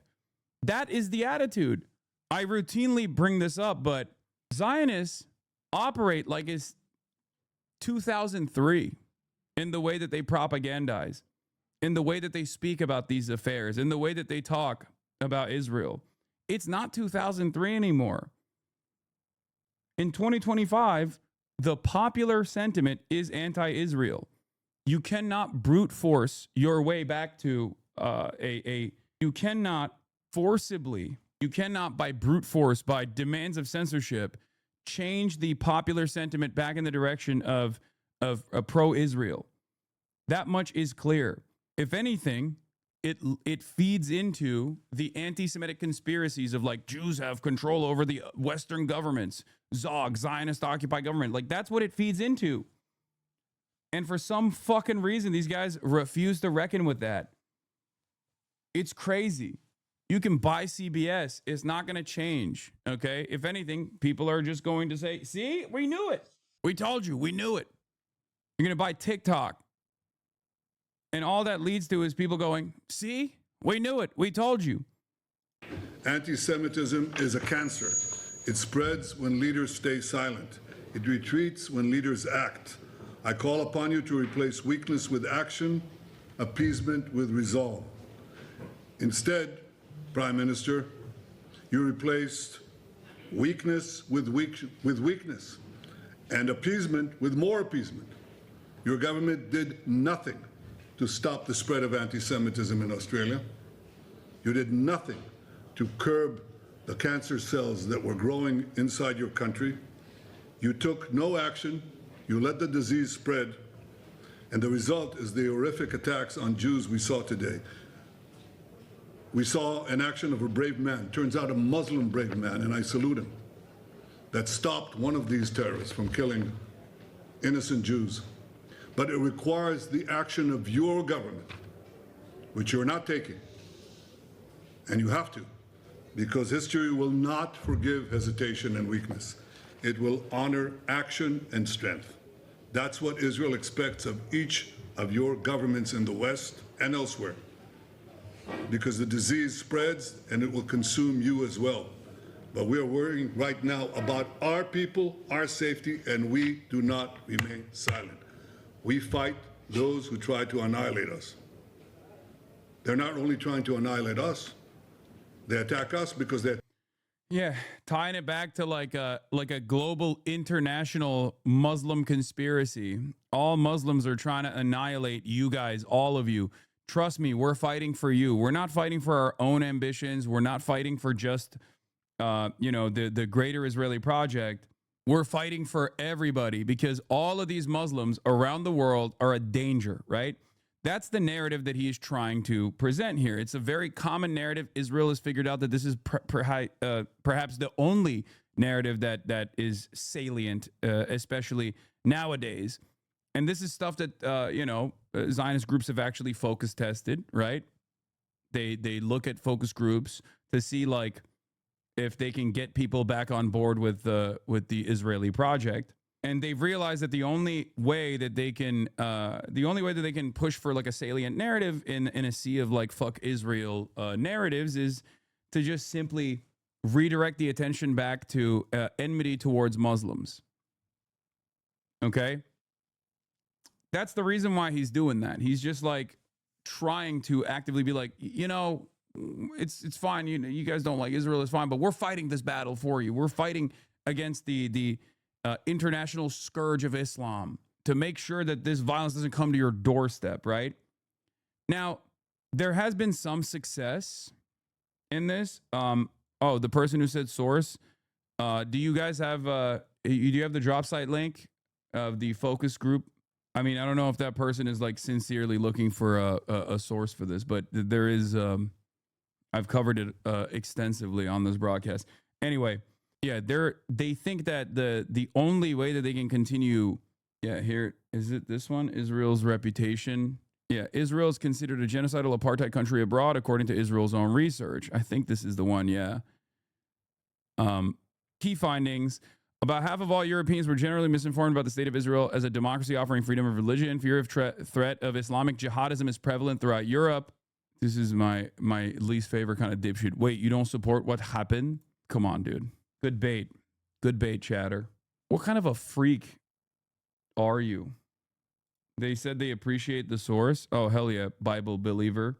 Yeah, Europeans believe that the Hamas casualty numbers are accurate and mostly civilians were killed. They agree with the language of Israel being genocidal apartheid country, even though it contradicts their opposition to Hamas and Iran. So basically what they found out is that the perception of radical Islam and jihadism is a major threat. So they try to beef that up to the best of their ability. Okay? They can't get people to be pro-Israel any longer, but what they can do is foment hatred towards what people already perceive as like this ever-present danger to the Western world, radical Islam, jihadism, that sort of stuff. So they just like shift people's priorities away, shift people's attention away back to radical Islam and jihadism. And who's fighting radical Islam and jihadism and trying to stop it from entering the Western world? Israel, of course, a bulwark against this kind of radical Islam and jihadism, right? Now, of course, ironically enough, any sort of fundamentalist attitude directly stems from colonial violence that Israel subjects its neighbors to, but I'm not even going to get into that. And this kind of sentiment doesn't actually change the dynamic of people hating Israel or even tying the Turk talking about, wait, what? Oh, dude, this guy is still talking about the Ottoman Empire's occupation of the Balkans. Yes, thank you for the timely criticism, chatter. We definitely think this is a real gripe that you have and not like a insincere misdirection or an insincere deflection in this moment. Yeah. The Ottomans did it, so Israel gets to do it right now with our tax dollars. That's a good argument. You really captivated everybody here. People were thinking Israel is a ethno-religious supremacist apartheid state conducting a genocide with unlimited funds and political cover from the Western world.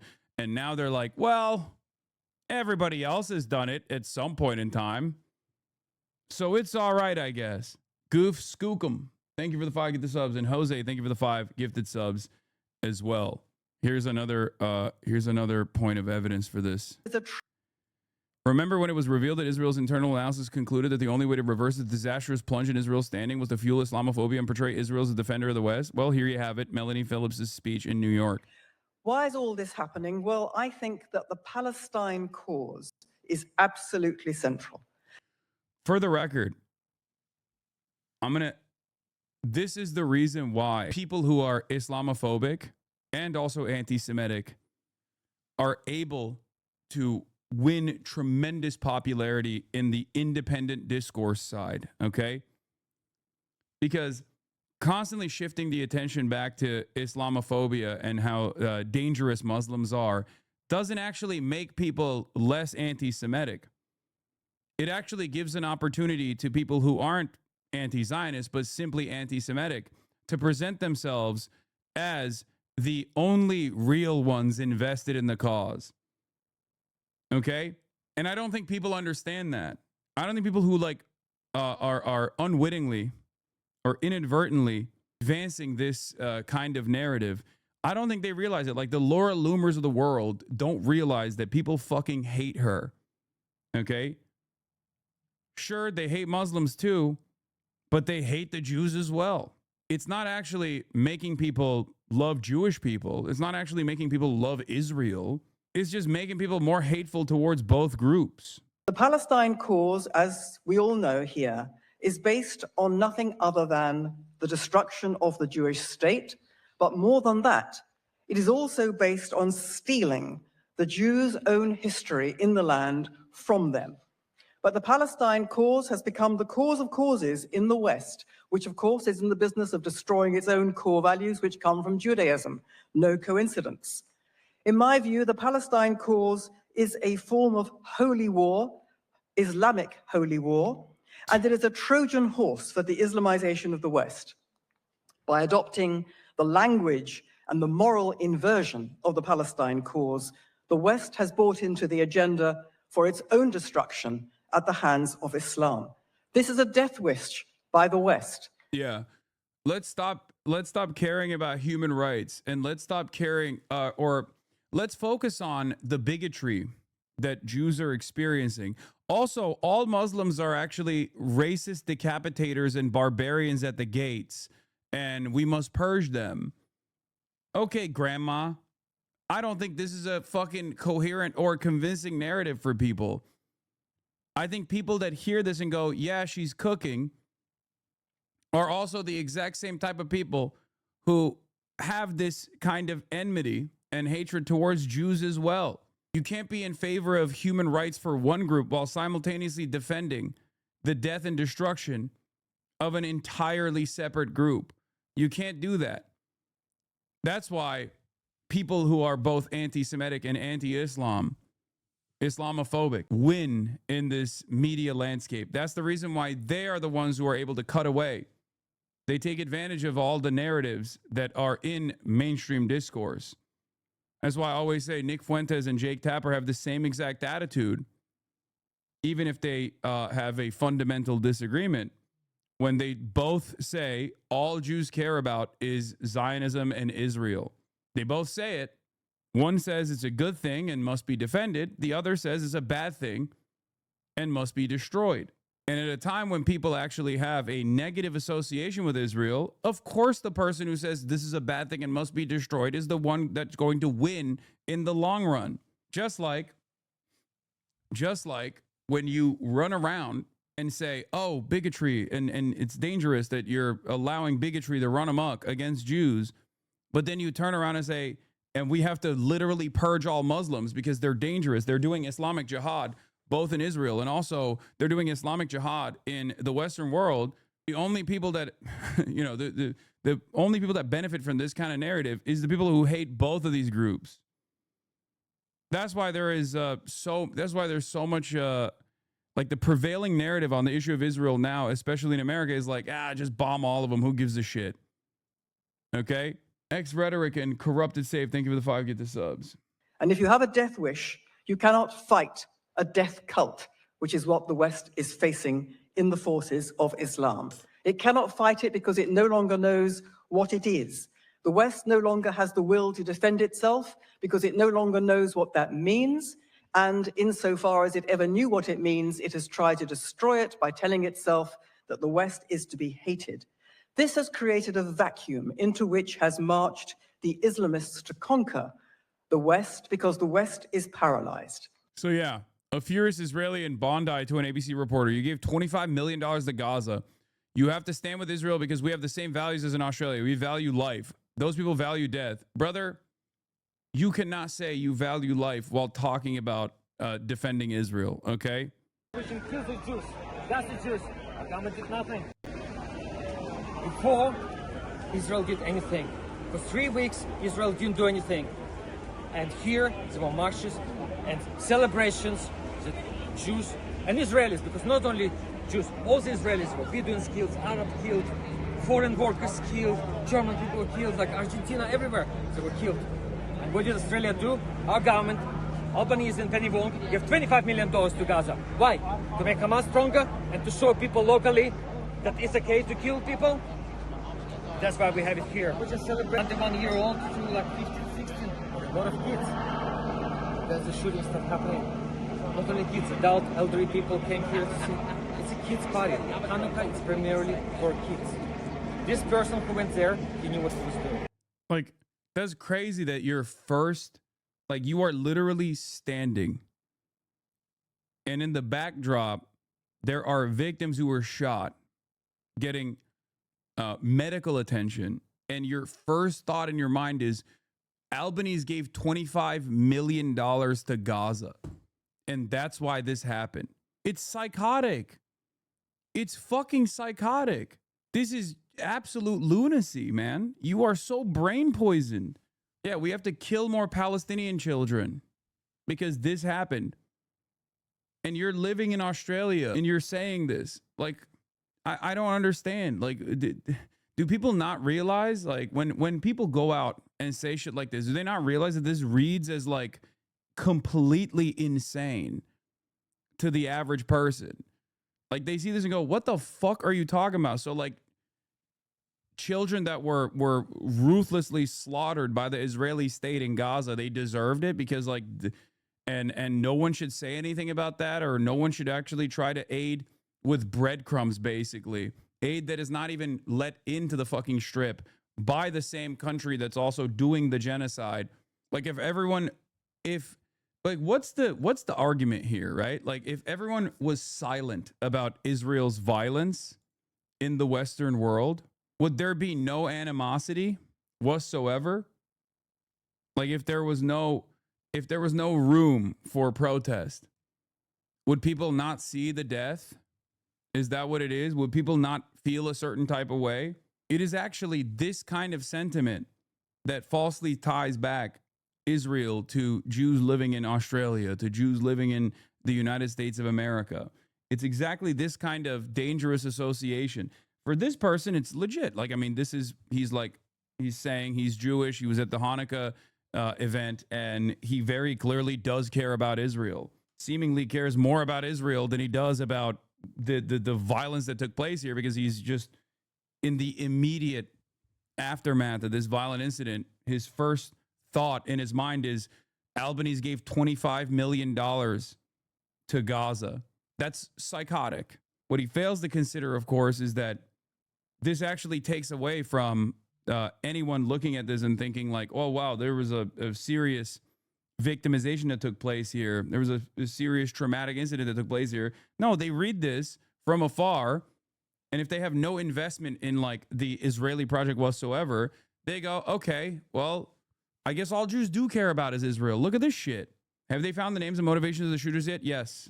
Not the motivations yet, but I mean, it's obvious that they, shot up a Hanukkah event. So. And can you talk to me about, like, the moments of the shooting? So when did you realize, like, explain? When I realized, when I saw a dead person.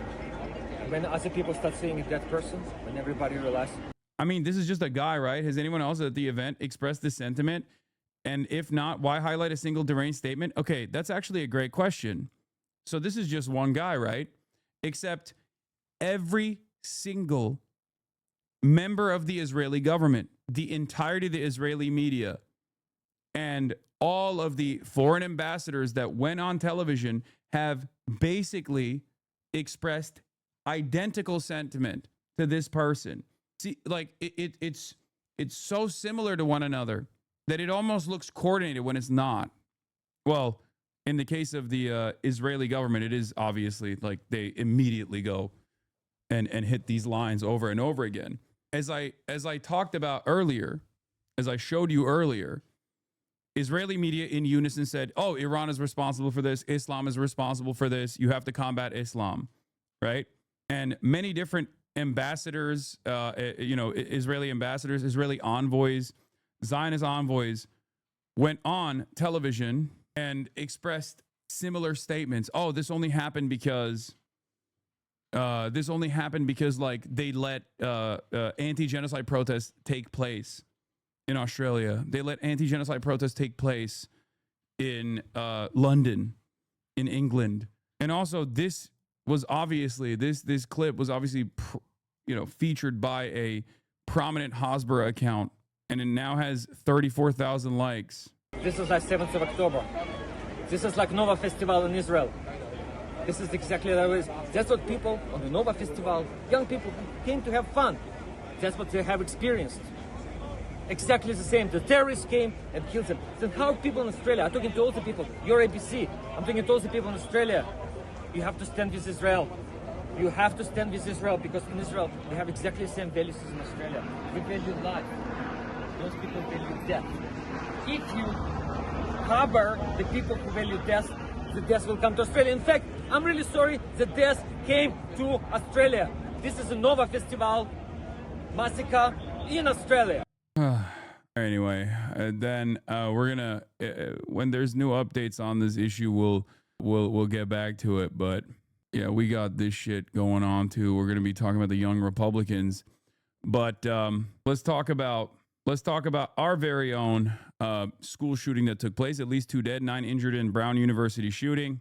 This morning, the urgent manhunt around Brown University now over. I want to offer my profound thanks to all the hardworking men and women in law enforcement who worked through the night to be able to get us to this point where we can confirm that there is a person of interest who has been detained. Police believe they have a person of interest in custody who opened fire on the Ivy League campus as students were taking final exams. The state of Rhode Island is in shock.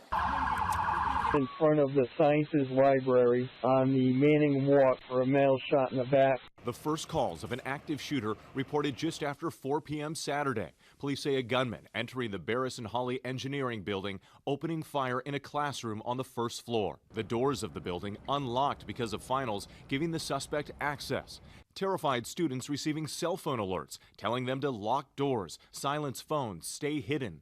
Some ducking for cover as gunfire rang out, barricading themselves inside classrooms using any furniture they could find to block the doors. Everyone that was in Barris and Holly, everyone that's had to spend their nights in the Sciences Library barricaded.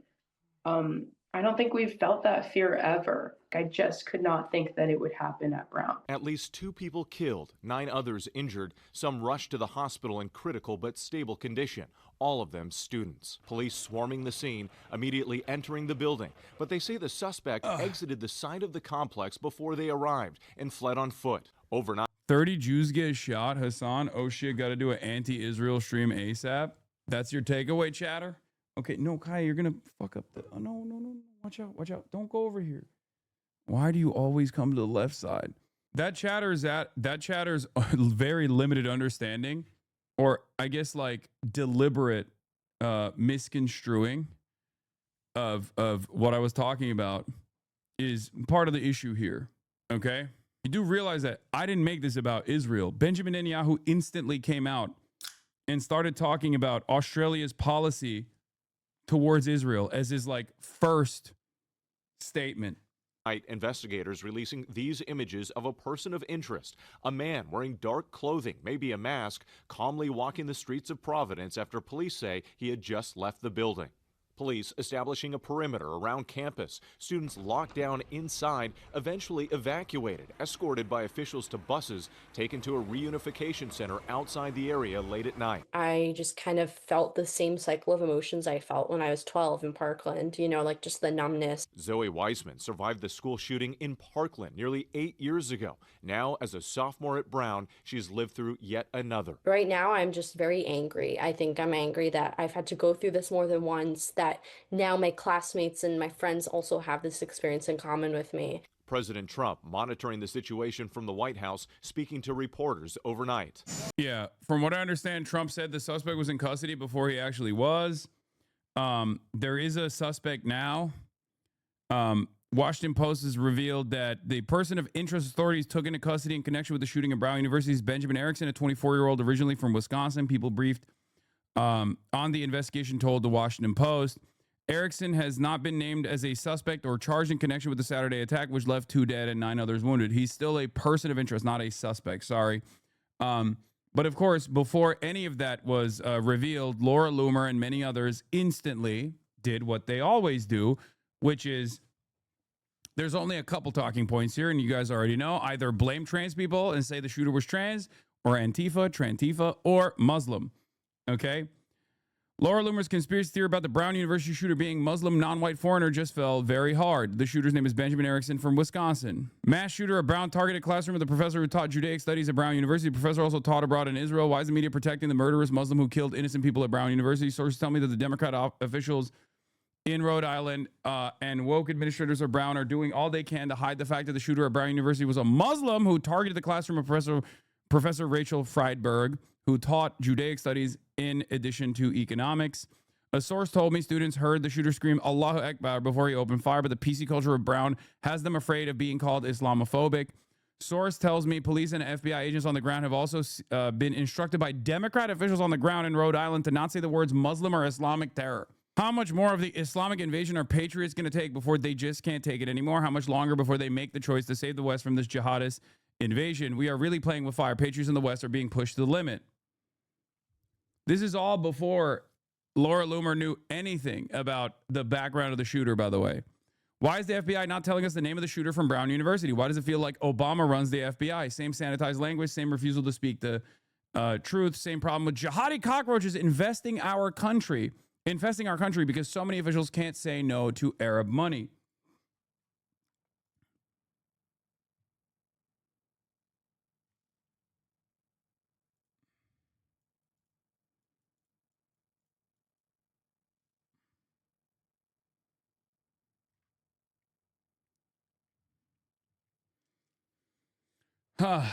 We haven't done the Erika Kirk town hall yet. I'll do it later. We're talking about multiple shootings that have taken place.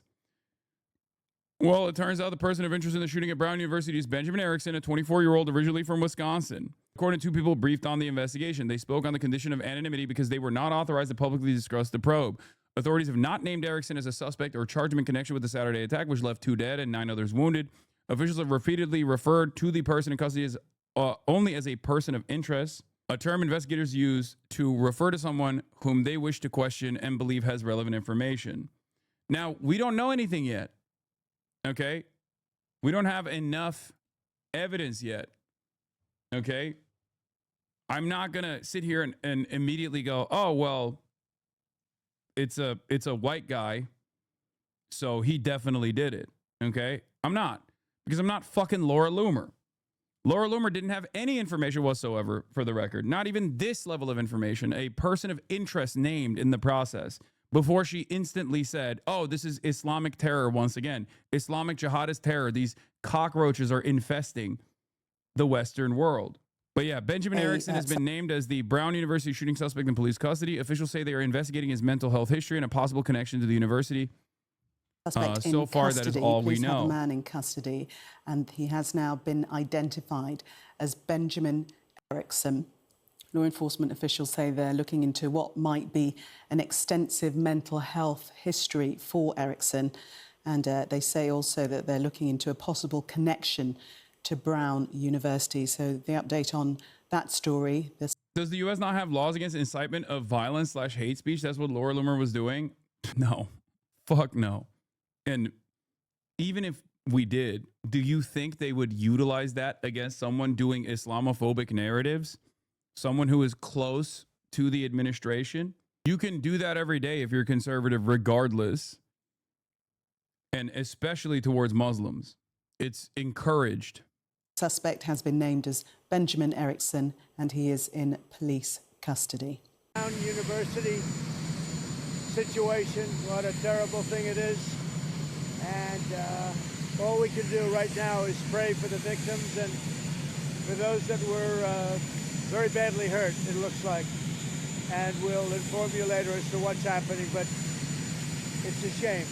It's a shame. We just pray. More than 400 law enforcement officers, including the FBI, ATF, state and local police, assisting with the investigation as they search for a motive. Authorities so far not sharing any details about the alleged weapon. It's all hands on deck. We're picking up on any leads, any tips that come our way, and that's what we do. That's what this department has done for years.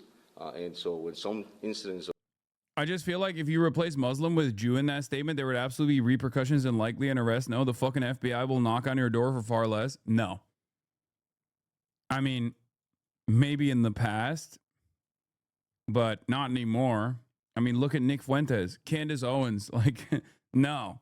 And ironically enough, it does actually, like, the reason why there isn't any sort of stigma or legal repercussions for that kind of sentiment either is partially because of the likes of Laura Loomer, Randy Fine, and so many others unleashing a torrent of hate towards Muslims. Andrew Cuomo, Kirsten Gillibrand. For a lot of Americans, it's basically gotten to a point where it's like, no, it's equal opportunity hate time. So I don't even, like, I mean, is there more repercussions for saying the exact same thing about Jews as she does about Muslims? Sure, there's more institutional stigma still, right? You can't say stuff like that and get away with it in the same way that like Randy Fine does, for example, right? Having said that, the repercussions are minimal, even when you do say that about Jews nowadays. And that's partially because of the anti-woke, anti-cancel culture initiatives that this current administration ran on in the last election cycle, where they were like, no, they made it seem as though there's this prevailing attitude in the reactionary circles where, like, if you say bigoted, hateful shit, you'll be able to solve all crimes. Like, it's like this magic word. They used to do this with like COVID, if you recall, where Trump would be like, Wuhan flu, Kung flu, Wuhan flu, as though if you say Wuhan flu and say China's responsible for it, you magically will combat the spread of COVID or some shit, right? It's fucking stupid. It's like a child's brain. Yeah, they used to demand that Democrats say Islamic terror in debates. Exactly. Like, that's going to solve the American imperialism-born resistance network in the region. Like, yeah, if they falsely accuse this guy of being Muslim, then the every single day there's another mass shooting, but it'll somehow limit the amount of mass shootings, I guess. Anything but actually trying to tackle the real problem, you know? Anything but that. Horrific incidents like this occur, we step up. Now, Brown University says final exams have been canceled for the rest of the day. They're still not sure what the plan is for the rest of the week. They will let the students know. And the mayor telling the people of Providence that they can't. Yes, I've seen information about Benjamin Erickson's background, or the suspected person of interest background, but we don't have any we don't have any evidence right now that this person actually did it. This is just all speculation at this point. So I'm not going to dive into the background of some like random person potentially until officials confirm that this was the person, right? If they elevate this person from person of interest to suspect, then we can dig into the background. Breathe a little easier now that that person of interest is in custody. ABC News chief investigative correspondent Aaron Katersky, who's right here. Even as we're on the air, you're texting with your sources. You have some new information now. The person of interest who was taken into custody in connection with the shooting at Brown University. Oh, shit. What the fuck? ABC News chief investigative correspondent Aaron Katersky, who's right here. Even as we're on the air, you're texting with your sources. You have some new information now. The person of interest who was taken into custody in connection with the shooting at Brown University was caught at a local hotel in Coventry, Rhode Island, taken into custody at about 3:45 this morning, Gio. Found in possession, law enforcement sources told ABC News, of 2 guns. The types of weapons have not been specified, but the individual, we're told, had 2 guns in his possession when he was caught at a local hotel in Coventry, Rhode Island. Coventry police, along with the FBI, were the ones to take him into custody. Now the authorities with the Rhode Island State Police are working with the local prosecutors to determine what charges this individual will face. The individual has not been publicly identified, but we're told the authorities do have his name. They are working to run down background. They are also working to determine what connection, if any, the individual has to Brown University. He's not believed to be a current student at Brown University, but we know that sometimes there will be a connection to campuses. Mindful, this is 13 years today since the Newtown Elementary School shooting at Sandy Hook Elementary School. The individual responsible there had a connection to the school. The authorities are trying to run down whether this individual now in custody had any connection to Brown. Such a reminder again of another mass shooting that we have witnessed in this country 13 years later. But Aaron, that new information that you just shared with us, very important. Thank you. That suspect captured at a hotel, you said, with 2 weapons on A him. local hotel, 2 weapons, about 3:45 this morning. So they put the video out that Whit showed us of that individual dressed all in black, rounding the corner, leaving the engineering building, and just a few hours later, a tip leads to someone now in custody. Just a short time later. Still so many questions as the investigation continues. Aaron, thank you for that. Hello, Doctor. How are you? Hello, everybody. This is so great. And before we begin, however, I want to just pay my respects to the people. Unfortunately, 2 are no longer with us. Brown. Has Alex Jones opened his mouth about this? We don't go to Alex Jones anymore to understand what like the conspiratorial side of the American political discourse is thinking. We go to Candace Owens. It's the clandestine operators that completely dominate discourse at this point. Alex Jones is washed as fuck. Alex Jones is washed up. You know, he still has some legitimacy, but that legitimacy is diminishing because Alex Jones's attitude, Alex Jones's first goal always is to defend Donald Trump. One of the most insane things that Donald Trump also said, for the record, is, you know, another classic tone-deaf moment from him. Trump on shooting at Brown University. Things can happen. Classic. I mean, I guess it's an honest assessment. If you are, yeah, it's technically true. It's fucked up. And the president shouldn't be saying that in this moment. He should be trying to actively solve the problem or at least like try to comfort people. But I think it's a deep recognition of the lack of interest that every administration has had prior to this one, and certainly this one as well, in solving and combating gun violence and school shootings that take place in this country. So in some ways, it is a very honest assessment of events. We've heard J.D. Vance say similar things as well. You know, things happen. What are you going to do about it?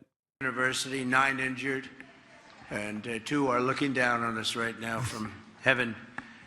And likewise in Australia, as you know, there was a terrible attack, 11 dead, 29 badly wounded.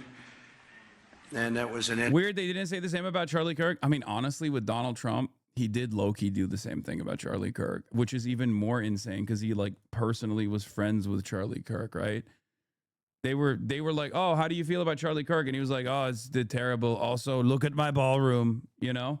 Look at my ballroom. Charlie would love my ballroom if he was alive, but he's dead because he couldn't dodge the bullet like I did. I dodged it. I dodged it so good. Pretty much the attitude that he demonstrated with the Charlie Kirk shit. These guys very clearly don't give a fuck about any gun violence whatsoever, as long as they don't care about any gun violence until they can make propaganda around it. If it's like a trans person or Antifa that's responsible for the gun violence, or if at least if they can like lean into that direction, they'll try to hammer that narrative over and over again. But even then with the likes of Donald Trump, for example, he is so personally invested in his own narcissistic desires that he can't even fake it for the appropriate amount of time to put together a convincing narrative, says the propagandist, responds random gray name chatter. True.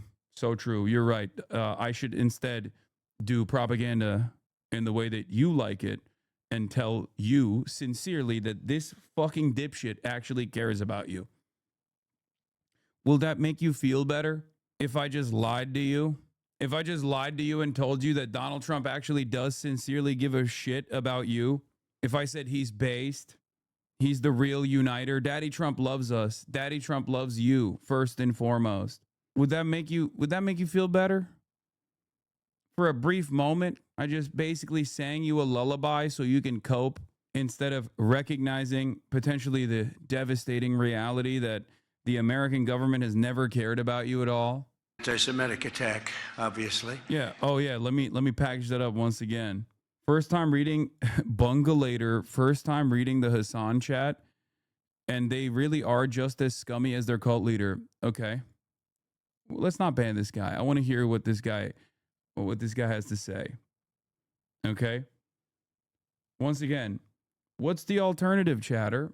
Do you want me to tell you that the grocery prices are going to go down now that like a sufficient number of undocumented migrants have been deported? A sufficient number of migrants have been harassed? Is that what you want to hear? Donald Trump truly cares about combating gun violence in the United States of America? Is that what you want to hear? What do you want to hear? Let's do commentary in a not cult-like fashion. What is your assessment of the situation? It's also shocking because like the position that Donald Trump truly cares about the average American is no longer, I mean, it wasn't really a popular position anyway. Okay. But it's one that's becoming less common, even on the internet. Even people in Trump's cult have basically moved away from Trump because they think he's like too pro-Israel, too self-interested, too interested in like improving the profit margins of his buddies. Nice hate account, 2 follows, Hassan and Frogan. Okay. Maybe he's just a big fan of me and Frogan, you know? But I want to hear what he has to say. You have the floor, chatter. Yeah, he's losing. Yeah, Donald Trump is not butt buddies with Jeffrey Epstein. Is that what you want me to say? And I just want to pay my respects to everybody. I must say in Syria also, we had an attack in Syria, and we had 3 great... I'm not a fan of Trump, so I could care less. Wait, so why did you say that then? Because we were just talking about how Trump lies to his cult that is shrinking in size every single day. What's up with the fucking radical centrism, dude? It doesn't make any sense. People will come in here and be like, nah, dude, I'm just a fucking radical centrist, baby. You don't understand. I'm above it all. Well, clearly you're not. You're taking a position against what I'm saying here. So what do you want to hear? Where is the scummy commentary coming from? Or do you have no opinions of your own and you just simply regurgitate whatever some fucking dumb fuck YouTuber said? And that's what you're responding to here. That's what you're trying to repeat here. I believe you're an adult. I want to believe you're an adult capable of rational thought. So stick around. And perhaps instead of seething and having tremendous resentment for someone who you've been negatively primed against, maybe you can understand what I'm talking about here. Maybe you'll find that there is a lot of agreement with the things that I'm saying here. Something that you should entertain regardless. You know, it's good to entertain a diversity of opinion. You feel me? It's a good start that you're not a fan of Trump. It's a good start. So there is room for agreement here. Patriots terminated by bad people, and not the Syrian government. It was ISIS. Syrian government fought by our side. The new president fought by our side. But I just want to pay my respects to the families. We also had 3 injured, but 2 of them are already out of the hospital, and one's... I've seen enough of your slop to know I won't learn anything here, especially from a self-proclaimed propagandist. Don't you think this is very close-minded? You've taken the initiative to come in here, okay? You've taken the initiative to come in here. Stick around. Maybe the quote-unquote slop that you watched was baseless accusations clipped in a way to make you feel a certain type of way about a person that you would otherwise agree with. That's why I said, I'm not a fan of Trump. Neither am I, right? You said you're not a fan of Trump. Neither am I. I think there is room for growth here. You've already decided that this is interesting enough that you clicked on the broadcast. I think you can absolutely learn something here, even if you don't agree with me. And I don't think you should agree with every single thing that I say, regardless. I'm not a fan of scummy people in general. Okay. Once again, this is a reinforcement cycle in your brain to justify why you don't want to listen to what I have to say. But I think if I stop responding to you, maybe you'll accidentally arrive at your own conclusions here rather than the conclusions that you think you have. Okay? That's it. To be okay, but we lost 3, so it was a rough day. But to Australia and the Prime Minister, to everybody that we know so well, we get along with so well, we have a great relationship. That's a terrible situation going on over there. Think of that. And Brown University, great school, great, really one of the greatest schools anywhere in the world. Things can happen. So to the 9 injured, get well fast, and to the families of those 2 that are no longer with us, I pay my deepest regards and respects from the United States of America. Thank you very much. It's a very important thing to say, and we mean it. I can tell you in Syria, there will be a lot of damage done to the people that did it. They got the person. How is he so bad at these sorts of responses after like tragic events? Is a question that someone asked in the chat, and it is because he truly is too self-interested. Like he famously lacks empathy and has a really hard time talking about victims in general. Like he'll always do this shit where he'll be like, yeah, the person got shot and killed in this gruesome murder, sitting next to like the victim's family, you know? But he also just like doesn't give a shit about anything. He doesn't care. And he's not very good at crafting even like a fake empathetic approach. The individual person, but there'll be big damage done. And the other, supposedly, they call him a person of interest, so I'll keep it along those lines so we don't get ourselves in any trouble, but they have a person of interest at Brown. And in Australia, you probably read, it's been a very, very brave person, actually, who went and attacked frontally one of the shooters and saved a lot of lives. So very brave person who's right now. Just a few minutes ago, police finally opened up the street right here behind me in the block around the engineering building.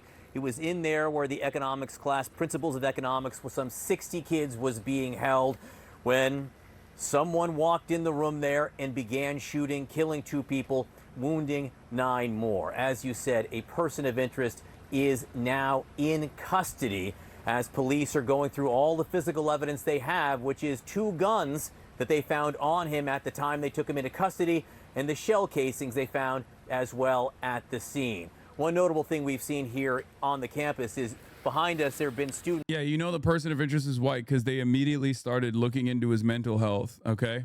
That's it. Let's be real. Like, this has happened far too many times for me to not notice that that is a pattern with the way that officials operate in this situation. Lone wolf or has a history of mental health complications instantly. Walking with wheelie bags and backpacks, leaving. Classes have been canceled. Final exams have been canceled. Final presentations have been canceled.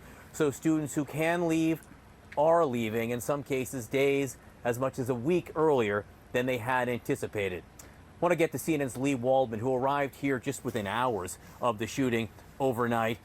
Lee, what more can you tell us about how law enforcement track down this person of interest? Well, John, we know, according to the FBI director, Kash Patel, he's posted on social media saying they actually used his own cell phone data to track him down. And we know that our other CNN crews were there at that hotel as the law enforcement there approached this person of interest, detaining them. So all of these law enforcement entities are working together overnight, throughout the day today, really piecing this together. And that's why they've been fairly tight-lipped at this point, not sharing much information about who that they have detained, how they were able to piece together from that 10-second video clip just showing the back of this person of interest to having someone who's actually been detained now. Where we are here, John, is at Lippert Park. This is where that community gathering is going to take place in less than an hour. It was supposed to be a Christmas tree lighting and a menorah lighting, but all of that has changed in light of this tragedy that happened just a few miles away from where we are now at Brown University, where you are. We've spoken to students who have gone through not one mass shooting at their school, but two. Mia Tretta telling us about how she was shot in high school and now she was on lockdown here at Brown University. This is something we asked Mayor. They're holding Kash Patel in the basement so he doesn't divulge anything. Yeah. I have it on good authority that they took away all the jackets, all the child smalls, so that he can't appear on camera. Netanyahu hasn't tweeted that it wasn't Israel yet? No. Brett Smiley about during a press conference earlier, asking him how he wraps his mind around and the message he has for leadership across the country, knowing that young people who are in college have gone through two different active shooter situations. Take a listen to what he had to say in response. One of the students that showed tremendous courage literally said to me, you know, that active shooter drill they made me do in high school actually helped me in the moment, which at the same time provided me hope and was so sad. We shouldn't have to do active shooter drills, but it helped. And the reason it helped and the reason we do these drills is because it's so damn frequent. You hear him saying it there, it just keeps happening. John, I've lost track of how many of these I've covered at this point. I'm sure it's the same for you. It breaks your heart every time we drop into one of these communities here, but like he mentioned, those active shooter drills, they're working. The student who told him that was a student who is hospitalized right now dealing with gunshots. As a European, I can't even begin to comprehend how that sentence is normal in the US. I mean, when you run out of all options, you know, triage is the only thing you can do, right? It's just doesn't seem like anyone in remote proximity to power is invested in fixing this issue. Shot wound injuries. Yeah.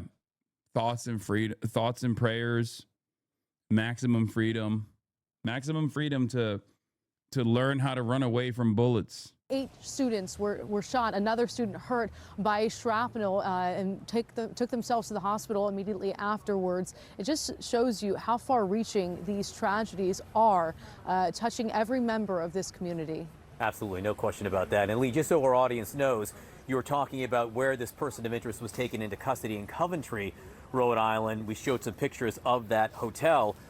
That's about 25-30 minutes away from where I'm standing at Brown University. So this person of interest, if he was the shooter, went from the building right behind me, walked down the street in that video you're looking at right there, and then ended up at that hotel where he was taken into custody very early in the morning, a little after 3 o'clock in the morning. And one of the questions that we will be asking and maybe getting answers to is why he went from here to there, how he got from here to there, what did he intend to do after he got there? Was he trying to get away? Did he ever think he would get away? Again, we haven't heard from authorities.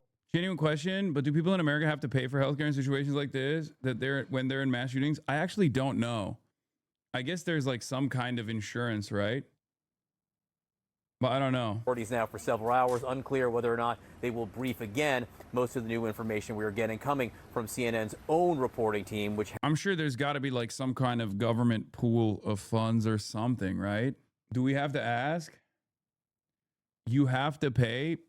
That's fucking insane, dude. You get shot at school and then you can, I mean, you have the freedom. You have the freedom to open up a GoFundMe account, I think, right? Obviously, it's not going to generate the same funds as you would if you said the N-word to like a black person or something on camera and got fired from your job. But, you know, maybe you can scrounge up some dollars. But that's freedom at the end of the day, you know? Yeah, that's not even a joke, for the record. What I'm saying is not a joke. There have been numerous people. There have been numerous instances where people basically getting fired or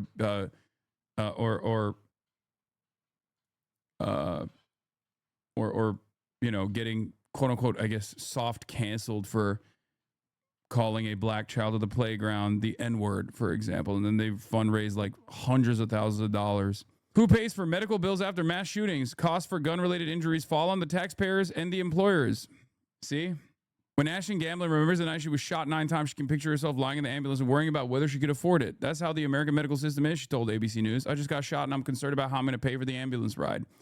Gamblin worked at the front door of Club Q, a gay nightclub in Colorado Springs, where an attack last November left 5 dead and dozens injured. Bullets pierced Gamblin's arms and chest. After returning home, Gamblin received a letter telling her that the healthcare cost totaled $300,000 and her private insurance wouldn't cover it. Greatest country on the planet, baby. Listen, freedom ain't so free. You know what I mean? Sometimes it costs $300,000 and your private insurance won't cover it. And it unleashed my imagination. Wonderful? And then... The fuck is this? Gamblin is one of the hundreds of injured in mass shootings each year. As of May, the nation has played host to 184 mass shootings this year, which left 248 dead and 744 injured, according to the Gun Violence Archive. The human toll, but also the financial toll that results in these types of injuries is massive, says Patrick Carter, professor of emergency medicine at University of Michigan and co-director of the Institute for Firearm Injury Prevention, told ABC News. Treatment for the first year after a gun attack raised medical spending for survivors by an average of $30,000, a fourfold increase from the costs incurred by a given individual over a typical year. Accounting for roughly 85,000 gun violence survivors each year, the added cost of the initial treatment totaled $2.5 billion. These are the costs that society has to incur. 96% of the added healthcare costs fell to public insurance programs such as Medicare and Medicaid, and other insurance programs such as workplace compensation, as well as private insurance coverage offered by an employer. Noting that the remaining 4% came out of the pocket from victims who lacked insurance or opted to cover the health care themselves. Between 2010 and 2022, the cost of initial hospital treatment for gun violence victims in New York was borne primarily by Medicare and Medicaid, which covered at least 70% of the cost, according to a sub-study published. Since Medicare and Medicaid receive funding from the federal government, the costs fall on the taxpayers nationwide, Moreno told ABC News. Ugh. You can apply for victims of crime compensation funds, but there's a low cap and it's a reimbursement program. In Ohio, it's run through the state attorney general office. Yeah, claim denied. Pre-existing condition. You were shot before you got to the hospital. Sorry, nothing we can do about it. Even though you're paying $800 a month on your insurance premiums, we are going to try and farm as much revenue out of you as possible. And therefore, we're just not going to pay for your claim here. Have you thought about not being shot while at work? This is the freedom that we're talking about with American healthcare. Has developed new information about the weapons and the investigation itself. Lee Waldman, great reporting. Thank you for all the work that you've been doing here. Again, as we stand here, Wolf, we see people out on the streets more than when we got here on the morning. They are opening up, people trying to get back in the building. They haven't been able to get back in the building yet where the shooting took place. And a lot of students, the students who ran out, simply left everything behind. Wolf? Yeah, it is so awful, so terrible, heartbreaking indeed. All right, John Berman and I will stay in very close touch with you. Thank you very, very much. I want to bring in CNN Chief Law Enforcement and Intelligence Analyst John Miller right now. Also joining us, the former Boston Police Commissioner Ed Davis. John, I'll start with you. What's the latest you're hearing from your sources on what the operation to detain this so-called person of interest uncovered? Well, they went to the hotel, as has been described by witnesses. They banged on the door and told them to open up. This is around 3:45, 3:50 in the morning. A team from the FBI Safe Streets Task Force out of Boston, U.S. Marshals, Coventry Police on the scene. And when they entered the room, they encountered this individual who they had identified and were looking to speak to, and asked him where he had been earlier that evening, that day. And we are told by sources that he allegedly told them, I've been here at the hotel the whole time. I haven't really gone anywhere.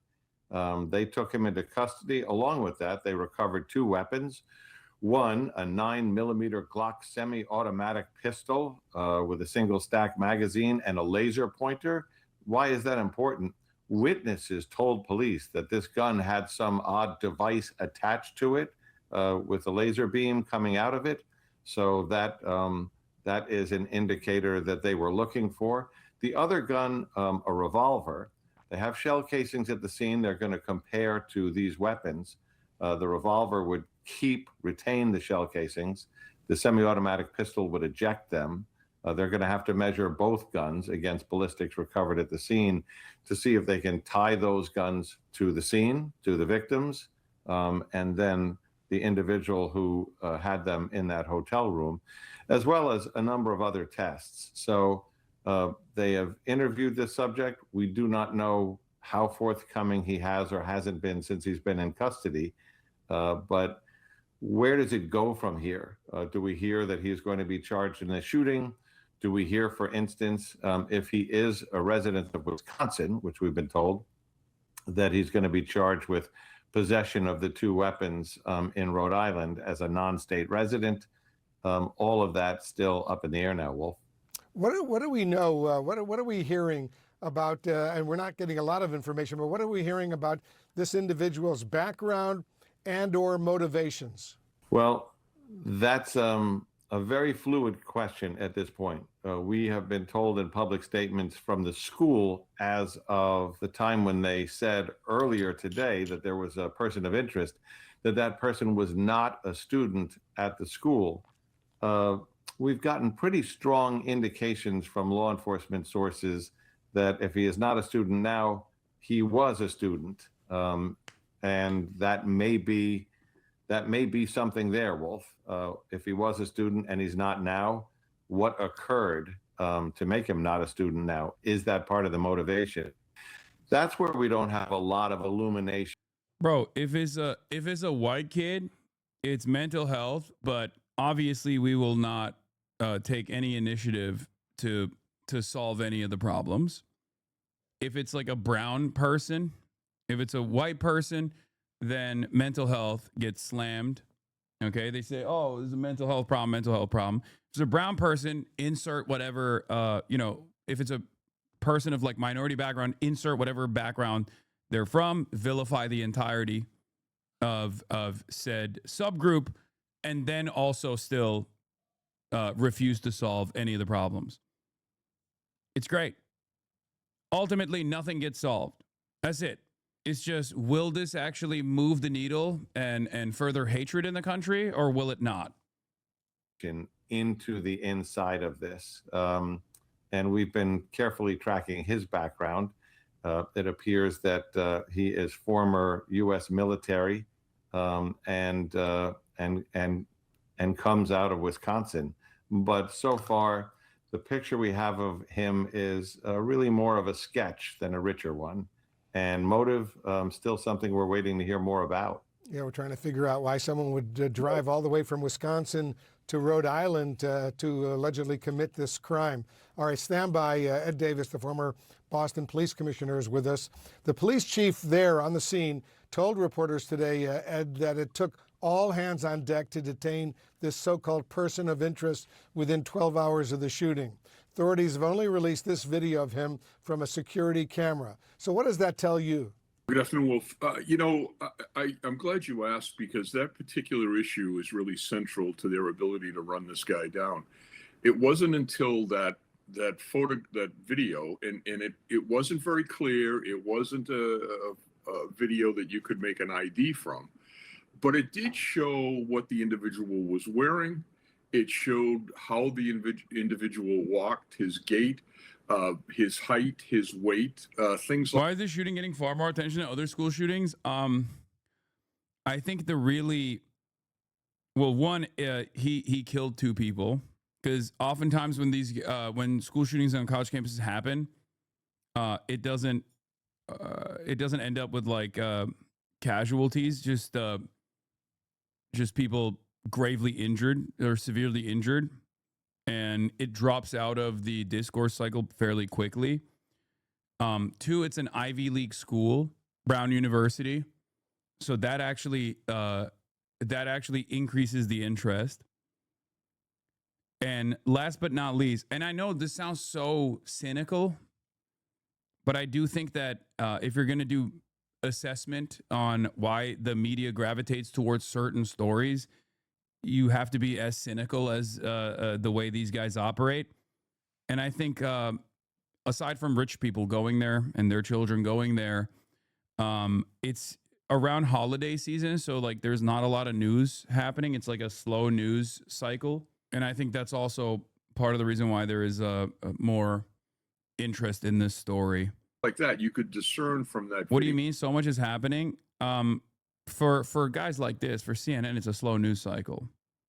Yeah, and the good news is someone saw that video, and within hours, they had a lead that was solid enough to allow the FBI to ping his telephone and find him in the hotel or motel down in Coventry. So we can't say enough about the importance of transparency and cooperating and allowing the public to do some of the hard work that needs to be done here.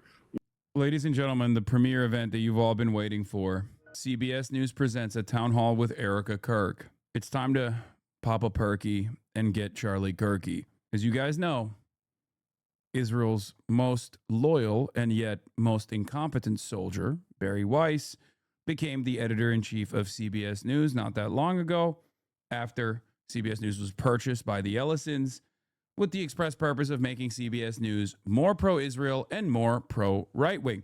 Now, the amount of success that Barry Weiss will have in this new role will most likely be limited because she is uniquely uncharismatic and does not have an eye for talent and is not really good at the thing that she is destined to do here, right? But make no mistake, I don't think her success is measured with new eyeballs or audience retention. And instead, it's measured by how much pro-Israel propaganda she will do and how much pro-right-wing propaganda she will do.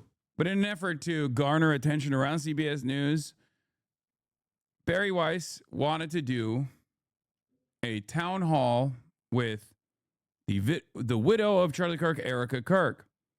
And from what I understand, from what the brief clips that we saw promoting this event, it was a spectacular disaster. Now we'll look at the entire event that has been talked about this whole week leading up to this very moment. It took place last night, and try to figure out exactly what the goals were here from Barry Weiss. But of course, the preliminary questions were leaked in order to fill the town hall with people as sympathetic to, Barry Weiss's worldview as possible. And once again, as I said already, big advertisers appear to be wary of CBS News' Barry Weiss town hall format. It's just not, it's not good. It's not good content. It's silly, it's shitty, it's transparent propaganda peddling with a very specific direction. And she's already fucking flopping. But that's basically Barry Weiss's entire career. You know what I mean? That's her career. This whole time, she's just failed upward because her entire purpose on this planet is to brown-nose billionaires. She plays to an audience of very few but very powerful individuals. And it's been truly tremendously beneficial for her and her only. How's the ankle injury? I'm still limping. All right, let's continue. Breaking news out of Utah Valley University. There's an emergency response there, flooded by law enforcement. The conservative activist Charlie Kirk has died after being shot during an event. The latest horrible example of what appears to be a rising tide of political violence. In the past year, we've seen assassinations and assassination attempts against a Republican presidential candidate, Democratic legislators, and a conservative activist. One moment, Charlie was doing what he loved. That's a different question. Arguing and debating on campus. Fighting for the gospel. You're thinking way too simple about this. You got to go deeper. Truth. In front of a big crowd, and then he blinked. He blinked and saw his Savior in paradise. Even as he had all of these. Yeah, this was also so desperate, bro. Barry Weiss's CBS News on the same day 2 students were shot and killed at Brown University. fucking insane, dude. Like, they were so aggressively pumping this. They were like, please watch this town hall. Please watch this town hall. 59,000 views in 17 hours. Oh my Lord. People's commentary surrounding this town hall will garner millions and millions of views, mostly shitting on the town hall, shitting on Barry Weiss, shitting on Erika Kirk even. Who knew that when CBS hired Barry Weiss, they were not only getting someone unqualified to run a network, but also an amazing on-air talent to be the face of their network, since she seems so determined to be on air more than anyone else. It's awesome. It's awesome. Why are we about to watch the shit that no one has watched? Oh no, this will drive discourse. This will drive discourse. And like I said, millions and millions of people will talk about this. It just won't be pro CBS, pro Barry Weiss, pro Israel, or pro Erika Kirk. That's why we're watching it. Positions, many of them seen as controversial on different issues. He had a huge galaxy of support on America's right. When you stop the conversation, when you stop the dialogue, this is what happens. When we lose the ability and the willingness to communicate, we get violence. If you were to do this like maybe a week after Charlie Kirk was shot, this would have driven some interest and some positive feelings, I guess. Okay. But 3 months after, when everyone is on the Kirkification tip, when everyone is suspicious of Erika Kirk in general, and has seen a lot of Erika Kirk and don't like it, it's just not. I mean, it's not going to bang at all. CBS News presents A Town Hall with Erika Kirk. Good evening. I'm Barry Weiss, editor-in-chief of CBS News, and I want to thank you so much for joining us tonight. Let me tell you why we're here. If you're watching this or you're sitting here in this room with me, you know what I know, which is that we live in a very divided country, a country where many people feel that they can't speak across the political divide. Sometimes they feel they can't even speak across their own kitchen table. And one of the goals of the new CBS News is to change that. And this town hall is just the beginning. This is going to be the first of many conversations and debates on CBS News about the things that matter most, which are often the hardest to talk about. Yeah. Things that matter most. Erika Kirk's personal feelings. We're here to talk about things that matter most to Americans, okay? Not the price of groceries or anything lame like that. Things that matter most to most Americans, which is Erika Kirk's feelings, Donald Trump's feelings maybe, and how the left is actually dividing the country. I can make one promise to you, and it's this. You will not agree with everything you hear tonight or in any of these other broadcasts. And that is exactly the point. Because the premise of a democracy is that we persuade each other with words and not violence. And that the only way to get to the truth is by talking to one another. And that brings me right to tonight's guests, Erika Kirk. 3 months ago, Erika Kirk... I'd be more concerned if she was better at eyeball retention, you know? It's the very fact that she is dog shit at her job. It's the very fact that she has never been like a ratings boon.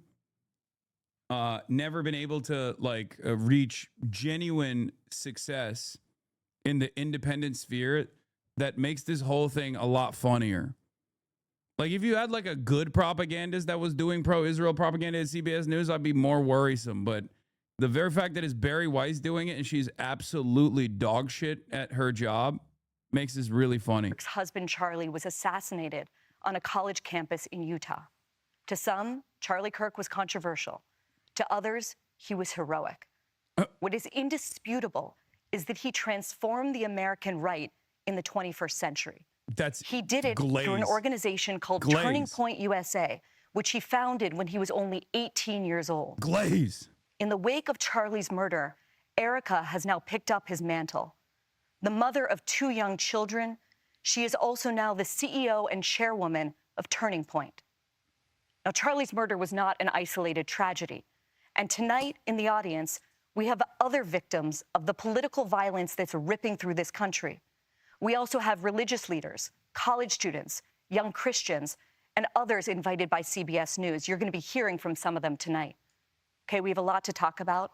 So, Erika, let's get started. Thank you so much for joining me. Thank you for having me. I was very grateful when you had reached out because it was an opportunity to be able to have a conversation that Charlie always enjoyed, being able to have dialogue on both sides so that people could really hear everything that's going on. I appreciate it. Thank you so much for making the time. There's so many subjects I want to cover. This is like, this whitewashing is so crazy, brother. Yeah, Charlie Kirk loved making a mockery of college freshmen with pre-canned statements, locked in the chamber, ready to fucking release.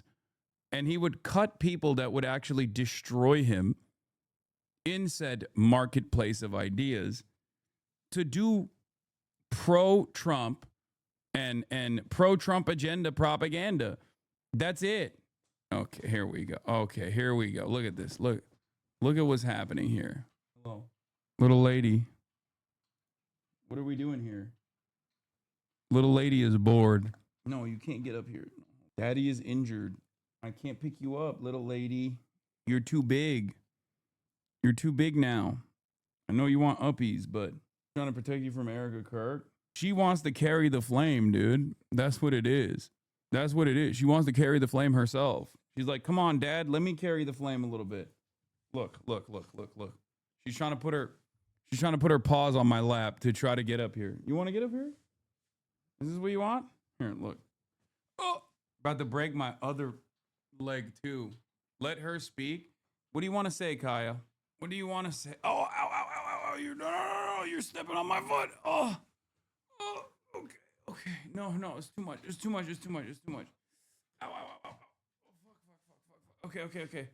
Kaya. No. It's too much. Lady, no, that doesn't mean come through tackle the other side. Oh God. About to fuck the crutch up again. Uncle's Wash can't even pick up a puppy anymore. I know. All right, let's continue. Mm-hmm. I want to begin with the hours and days after your husband was murdered. Yes. You got up in his podcast studio where he broadcasted from for many hours every day. Yeah. And you said this. You said, you have no idea what you have just unleashed. What did you mean by that? Let me give you a little background of that day. We get home. Yeah, she was like, you have no idea what you've unleashed. And then what she unleashed was just mid. Genuinely her worst, genuinely, she is her own worst PR person. It was so crazy when they were like, oh, you've just activated 1 million Charlie Kirks, which literally did happen. It did. They unleashed 1 million Charlie Kirks. It's just not in the way that they thought that they would, you know? Kirkification has been so prominent a fixture of modern internet now. The team goes to dinner. I'm laying in my daughter's bed, and I can't sleep. It took me months to even walk into my bedroom. Yeah, I saw I'm this. laying in my daughter's bed. I can't sleep. I grab my phone, and I start typing out it. 335 likes. We are Charlie Chirp. How can Barry Weiss claim to be impartial and then do this shit glazing the hell out of Kirk? The thing is, if Barry Weiss wasn't such a rapacious dick rider of right-wing politics in general, maybe she could just activate some bleeding heart liberals. But because she's both pro-Trump and pro-Charlie Kirk and pro-Israel, she's all of the things that most liberals have a distaste for. Everybody understands that she is just using CBS News like a fucking fleshlight as a vehicle for unlimited right-wing propaganda, and everybody hates it. It's actually negatively polarizing liberals towards whatever the fuck she's trying to do. Yeah, they want to also purchase CNN too now. The Ellisons want to purchase CNN too. She's going to brick every fucking major mainstream institution with her negative aura and her unlimited right-wing propaganda. That morning, you have two people here that are just so deeply uncharismatic, but desperately want to be in the spotlight. sometimes it's okay to let other people do that role if they're better at that role than you are, you know? The team reached out to me and said, they think they got the guy. You should probably say thank you to the authorities and just make a statement. I said, okay. I wasn't afraid. They said, let's go to the office and let's discuss. We're at the office and they say, do you want to go live? Or we can easily, you know what? Yeah, let's do that. We can easily pre-record this. I said, absolutely not. My husband always went live. I have nothing to hide.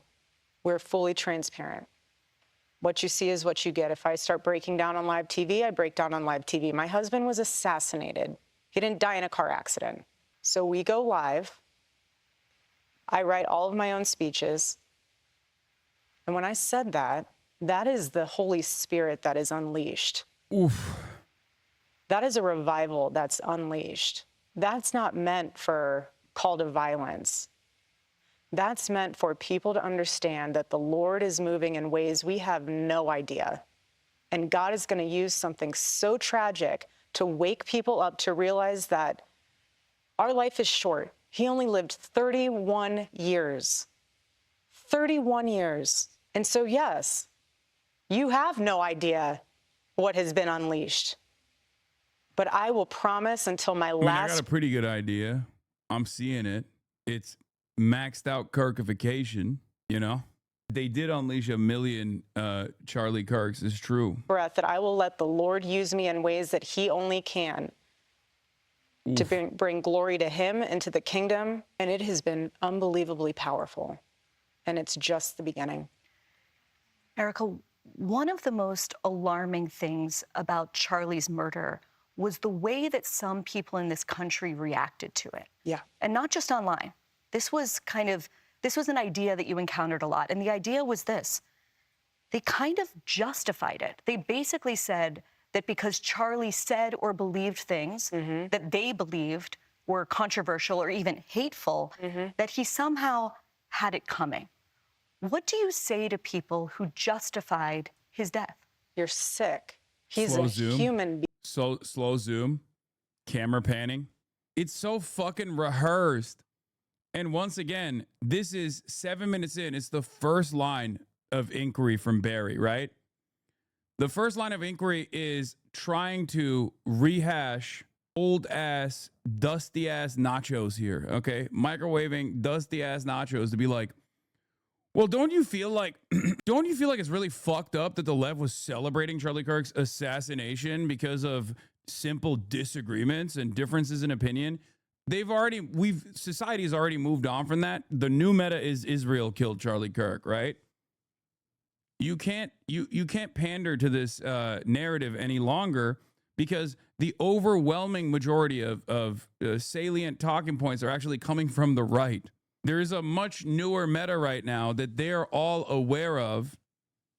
And part of the reason why this narrative didn't work, even though the administration tried as aggressively as they could to, one, prop up Charlie as a martyr for truth and for speech. And there were plenty of fucking liberals and mainstream outlets that also played along with this. Ezra Klein comes to mind. Charlie Kirk was doing politics the right way, you know?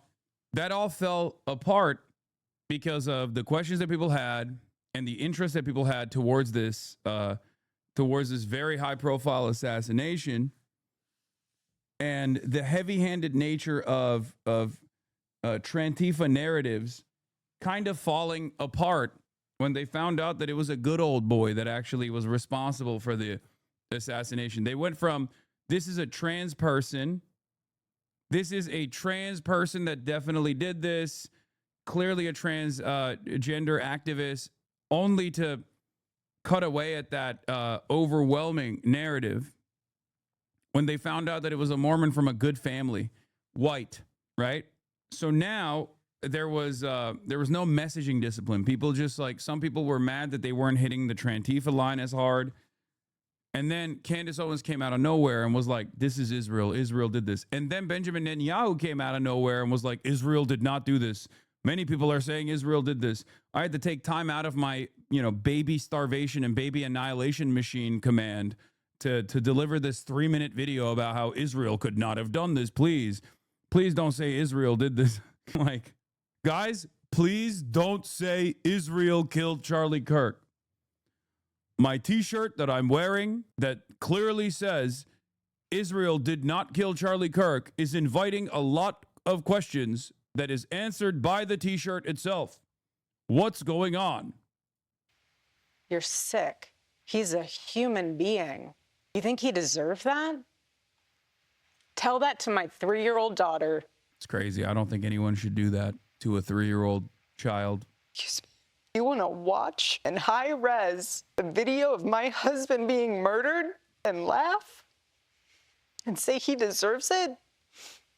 There's something very sick in your soul, and I pray that God saves you. I pray, because that is what is so wrong. The internet in this world has dehumanized us. My husband did something. Once again, alting, but too early, and alting in the wrong moment. But also, like, the internet has dehumanized people is a crazy statement to make in defense of people making fun of your assassinated husband, when Charlie Kirk personally played a formative role in dehumanizing so many fucking people, whether it be Muslims and Islam being a sword to the neck of Western civilization, or transgender people with regular frequency talking about how crazy they are, how we must take away their medication, talking about women in general, saying that they have no place in the workforce and must stay in a more traditional setting, a more traditional format. Like, he was, by design, a right-wing propagandist and a stooge for Trump. And therefore, he was actively working to dehumanize Haitian people, leaning into the whole Haitians are eating cats and dogs conspiracy theories that were incredibly racist, leaning into the notion that every brown person should be a suspected migrant that is here to do crimes, to do violence. Every victim of police violence that is black actually deserved said police violence, saying that school shootings are unfortunately a byproduct of the freedoms that we have in terms of gun ownership, and that's a sacrifice he's willing to make. Well, he died in a fucking school shooting. It's going to be quite difficult for people who have experienced one of the different ways in which Charlie Kirk has dehumanized people with his commentary to offer sympathy in that moment. His last words were talking about school shootings or mass shootings in the country. His last words were counting or not counting gang violence, where he thought this was a good racialized deflection away from the main point of contention, which I know the guy who asked him that question is going to be in this town hall, demanding fealty, demanding loyalty, demanding reverence, and especially the heavy-handed ways in which the administration instantly tried to punish people for not only like making a mockery of Charlie Kirk in the aftermath of his untimely demise, but even simply relitigating some of the things that he had said. Like, there were people that were being fired for just posting Charlie Kirk quotes that he was very proud to say in public, in broad daylight, things that weren't being misconstrued, but instead things that he actively and deliberately repeated over and over again. If you're proud of those statements when you're alive, why wouldn't you be proud when those very own words are reflected back? It's ridiculous. Something very simple. He talked to people. You're going to be murdered for talking to people. He didn't go after people. He went after your ideas. And if you think it's okay to murder someone because you think they had it coming for them, because they took the time to have people come to the front of the line if they didn't agree with you, and you think it's okay because you don't like what they say or how they say it, that they should be murdered, and you're enjoying it, and you're... Yeah, this kind of like vague generalization is also another way to try and, I guess, remember Charlie Kirk with the limited confines of how you're supposed to remember Charlie Kirk. You can't say what his job was. You can simply say he was a conservative activist. You can't actually reflect on some of the points that he was consistently advancing. You just have to say he's interested in disagreements and discourse and debate, right? There's a right way to talk about Charlie Kirk, and there's a wrong way to talk about Charlie Kirk. Well, his job was to be a mouthpiece for this administration, a mouthpiece for this movement. I don't understand why you're so ashamed. And before people say, Hassan, you did the same job, what if people reminded you of your worst moments or your worst quotes in terms of like, America deserved 9/11, right? In the aftermath of, hopefully this doesn't happen, but I get assassinated. And everyone's like, oh, well, remember when you said America deserved 9/11? There are some things that I have said that are understandable to reflect on, okay? But the overwhelming majority of quotes that people would present that my haters love fucking recirculating and recycling are not even in the direction. And I'm saying the 9/11 thing is separate from this, right? But not even in the same direction of my advocacy. Whereas with Charlie Kirk, it was directly verbatim, not only his quotes, not out of context, but it was also in the direction of the things that he believed, right?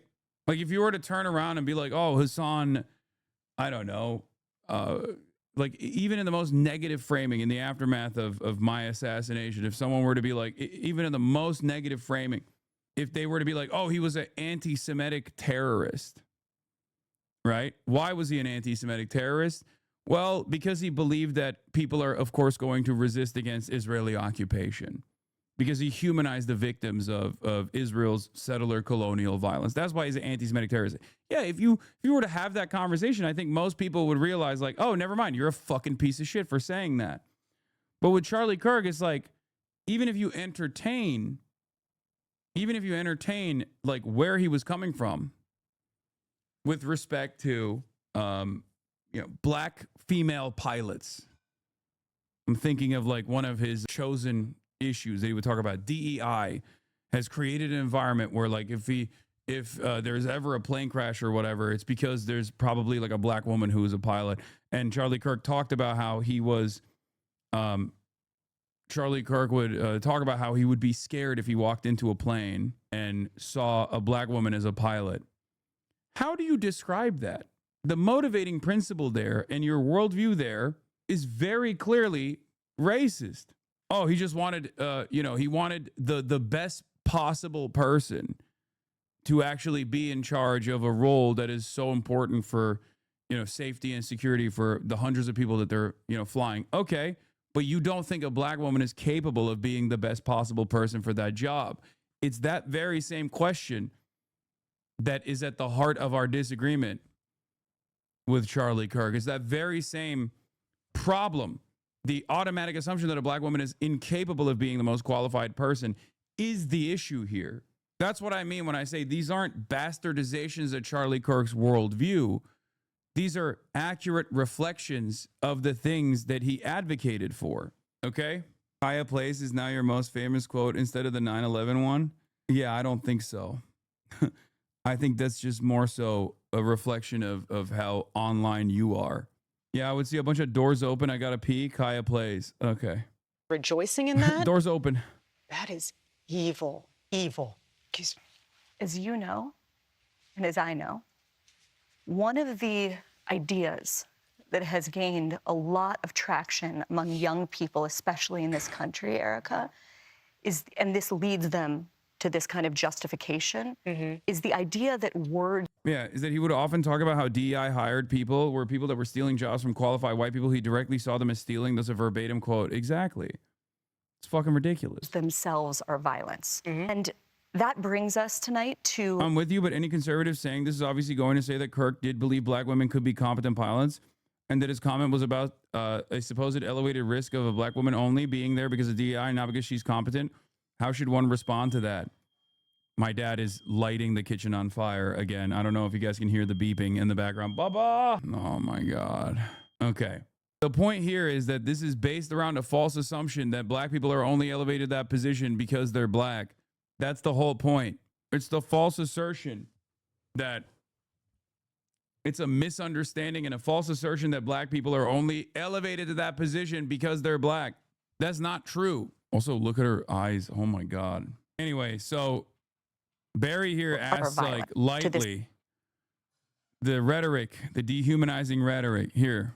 People, especially in this country, Erika, and this leads them to this kind of justification, is the idea that words themselves are violence. And that brings us tonight to our first audience question.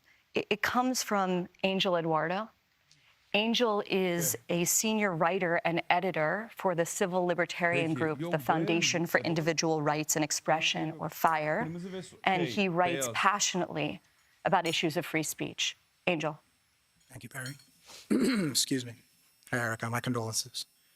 A recent survey that we took after Charlie's assassination found that 90% of undergraduates believe to some extent that words can be violence. Another FIRE survey that we took earlier also found that 1/3 of surveyed students believe that using violence to stop disfavored speech can be acceptable, at least in rare cases. What's your response to those numbers? And what would you say to those students in particular? Well, for the people who say that my husband might have incited violence.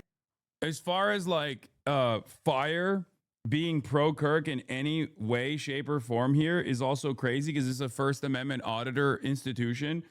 And Charlie Kirk quite literally had a teacher, like had a hit list for college professors that the Turning Point USA organization thought were dangerous, were teaching dangerous things. If you were like a sociology professor, for example, well, that's unacceptable. How dare you teach sociology? That's dangerous. You must be fired. It brought a lot of unwelcome scrutiny and even harassment to many college professors all around the country, simply claiming that this was, in favor, simply claiming that this person who was responsible for such a list is in favor of free speech unconditionally is a little ridiculous. But then again, that is precisely the type of inconsistent free speech defense that Barry Weiss likes, because Barry Weiss herself has made a career out of talking about Barry Weiss herself has made a career about talking about how cancel culture is run amok on college campuses and how we have to make space for, reactionary ideals and whatnot, which they very clearly do exist on college campuses, obviously, while simultaneously advocating to fire teachers for being Palestinian or recognizing the humanity of Palestinians. So just something to consider as far as that inconsistency. Also, another thing that I find very funny about like the liberal ass attitude is that these guys have made a mockery of the statement words are violence professionally for years and years, only to turn around and launch that exact same attitude towards their left flank. Words are violence was mocked endlessly on the right, only to turn around and say that about the Charlie Kirk assassination, even like, oh, words are violence is bullshit unless we can tie that back to a larger narrative about how the Democrats are responsible for all the violence in this country with their words. And when you listen to the words of the Democrats, you're like, where is the violence here? These guys are, if anything, like the biggest criticism against the Democrats from their own base is that they're too cowardly, that they don't actually fight back hard enough against the growing reactionary movement in this country. So it just doesn't work at all. I know that was not your question, but I'm going to put a squash on it before anyone else can attach to that. My husband never incited violence. He never once said, go after them because they're saying X, Y, Z and they deserve to die. My husband never once said that, and he never would. What did he say? Come to the front of the line. I'll put my mic down. Tell me why you believe that. Well, that's interesting. I never thought of that. But have you thought of this? People heckling, laughing at them. Stop. It took a lot of courage for them to come up here. Stop doing that. He gave them a microphone. He didn't take away a moment for them to speak back. He gave them a microphone. And what they do, they gave him. He literally routinely did exactly those things. And his entire job was to do bottom of the barrel dunks on these people that were demonstrating a common viewpoint that was antagonistic to the Trump agenda. And his goal was to make a mockery of them after the fact in the editing floor. And Charlie Kirk himself also made, he wanted to bail the fucking Paul Pelosi attacker, dude. What are you talking about? This kind of Kirk revisionism is so ridiculous.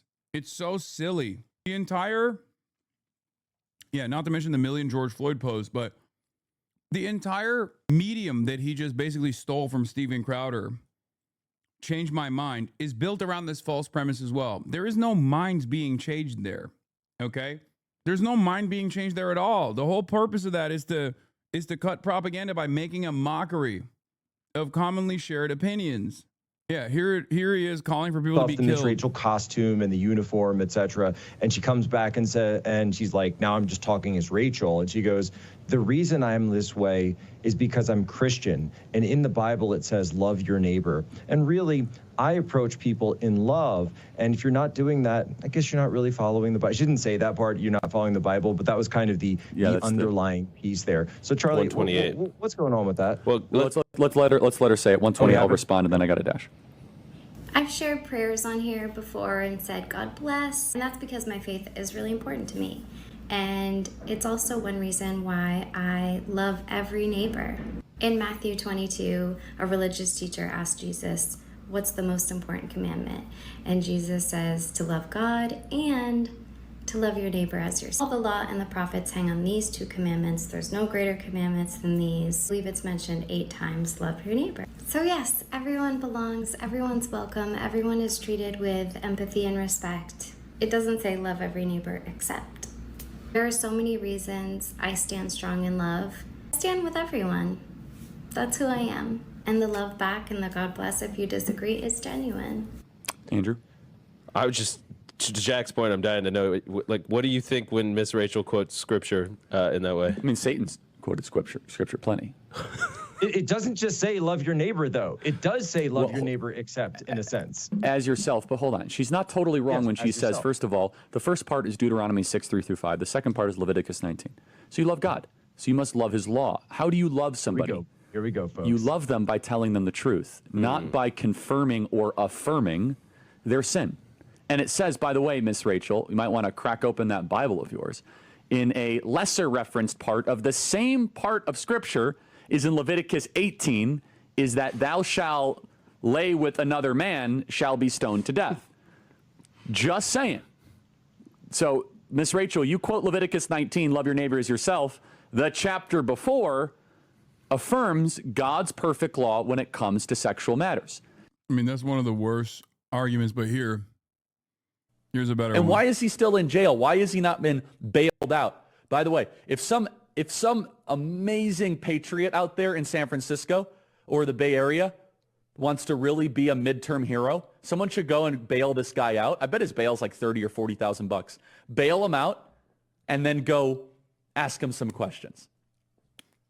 And why is he still in jail? Why has he not been bailed out? By the way, if some amazing patriot... This is the guy who tried to kill Paul Pelosi. This inherent hypocrisy is really fucking annoying to people in the margins, okay? But it's at the heart. It's at the heart of conservative commentary. It's the same thing that you see from Nick Fuentes posting a viral tweet about how BBC was actively calling on him to kill himself and how devastating that is for him. Brother, your most famous moment before this was saying your body, my choice on the night of the Trump election victory. He was upset that on a BBC broadcast, they were like, Ash Sarkar said, follow your leader when talking about Nick Fuentes. No, I know I'm talking about Fuentes, not Kirk now. I'm saying this kind of hypocrisy is baked into right-wing commentary all the time. They literally will say the most unhinged and violent shit. Their entire worldview and their entire commentary revolves around being as edgy, as ruthless, as violent as possible. And in many circumstances, they can basically get away with this kind of violence, or violent rhetoric rather, by simply demanding more of it from the state. There's a difference between, saying we need to kill everyone in Iraq versus we need the American military to show them what's what.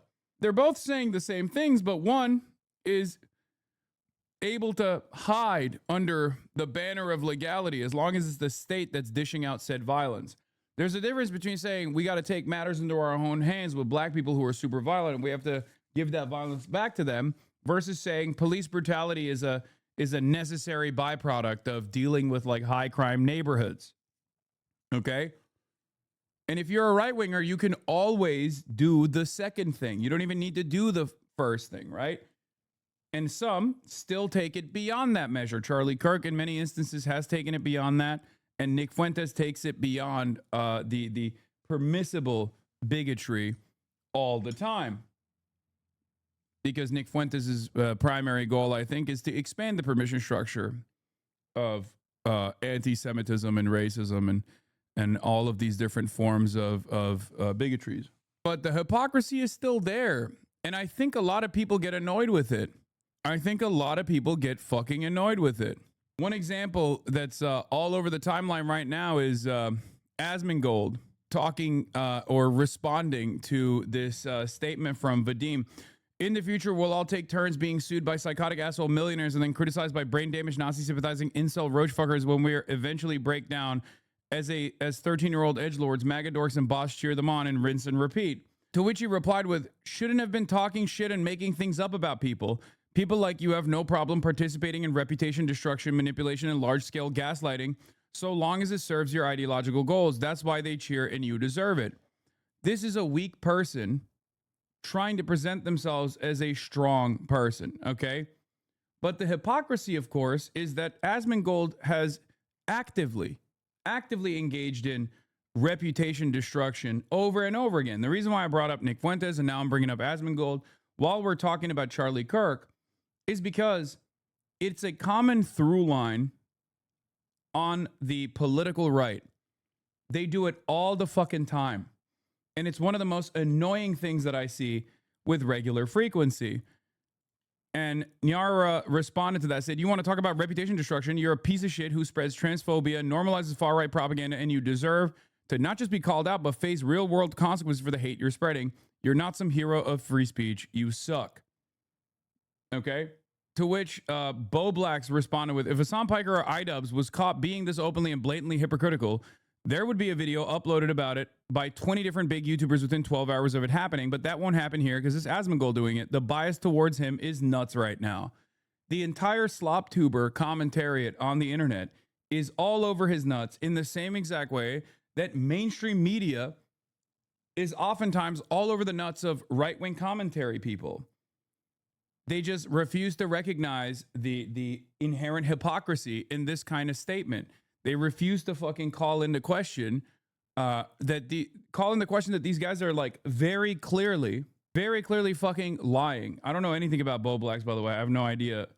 There's a bunch of people saying like Bo Blacks, extremely rare, Bo Blacks W. I don't know. But regardless, Bo Blacks was a slop tuber in your hater orbit. Oh, nice. But this is part of the reason why the overarching prevailing narrative in both mainstream discourse and also discourse on the internet, on the independent sphere, is so fucking slammed in the right. These guys refuse to cover this shit. And most people that are too busy with their 9-to-5s that get all of their notes from like, random slop tubers to at least be in the know are completely oblivious to this stuff. Do you understand?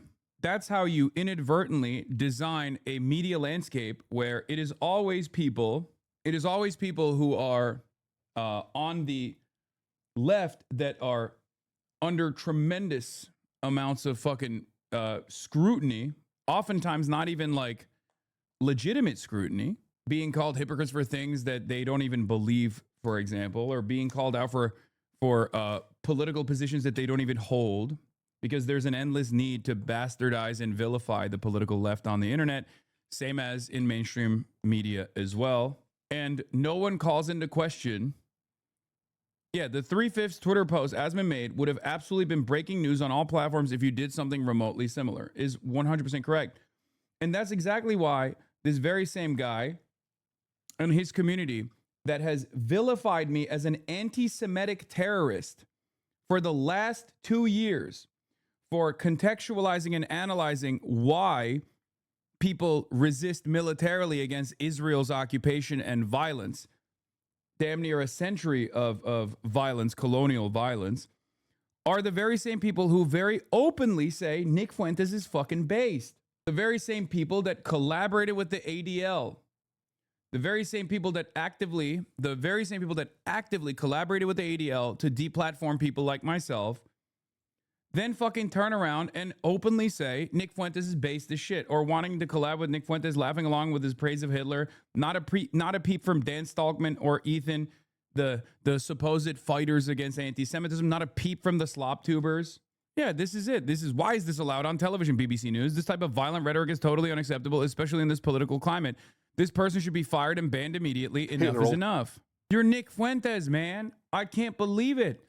I cannot believe that 80,000 people liked this tweet. Guy who's fucking famous for saying Hitler is based on Piers Morgan and got a lot of prominence after Trump's victory for saying your body, my choice about women, potentially having more of their autonomy removed, like celebrating rape culture, all this shit, is now crying foul about violent rhetoric. But that's where we're at. If you have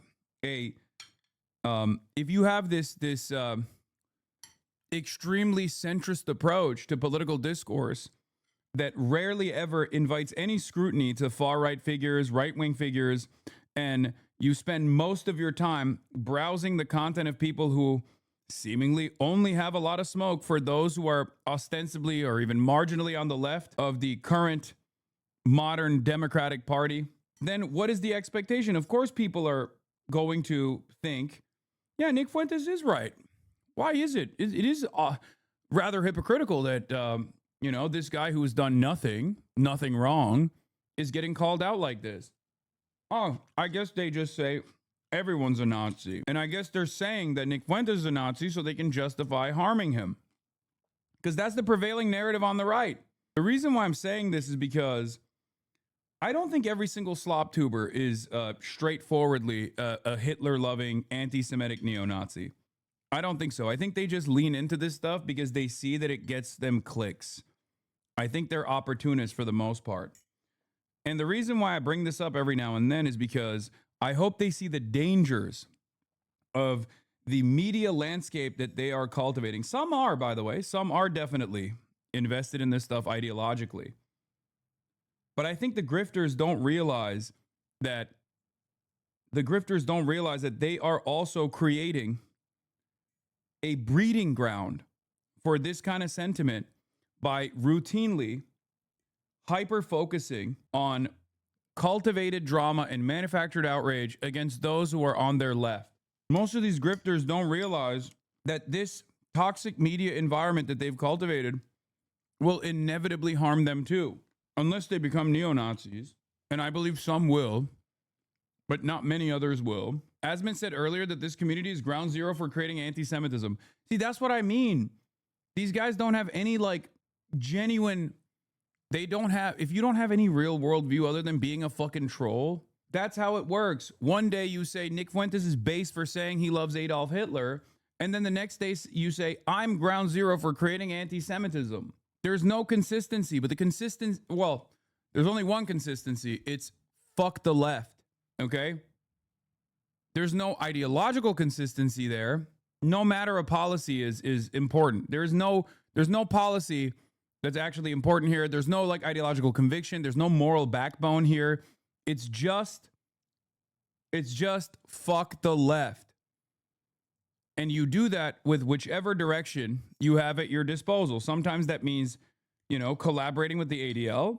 And in many other instances, it's actually shitting on the ADL when the ADL releases a report about Steam having like too much anti-Semitism or something. But like I said, I wish that the otherwise self-described liberal slop tubers, TikTokers and the like would recognize that they are contributing to this media environment. A bullet in the neck, totally different. But you have secular revolutionaries that want to come out and say, you can't say that, and I'm going to stop you from saying it. I'm going to, why? You don't have a conversation. Something as simple as a conversation. And this is what is so fascinating to me. Secular revolutionaries. My husband knew that something as simple as having a conversation could change the world. She can't be talking about me because I was actually going to have a conversation with Charlie. That is an ancient thing. Come and sit down and have coffee with me. Why do you believe what you believe?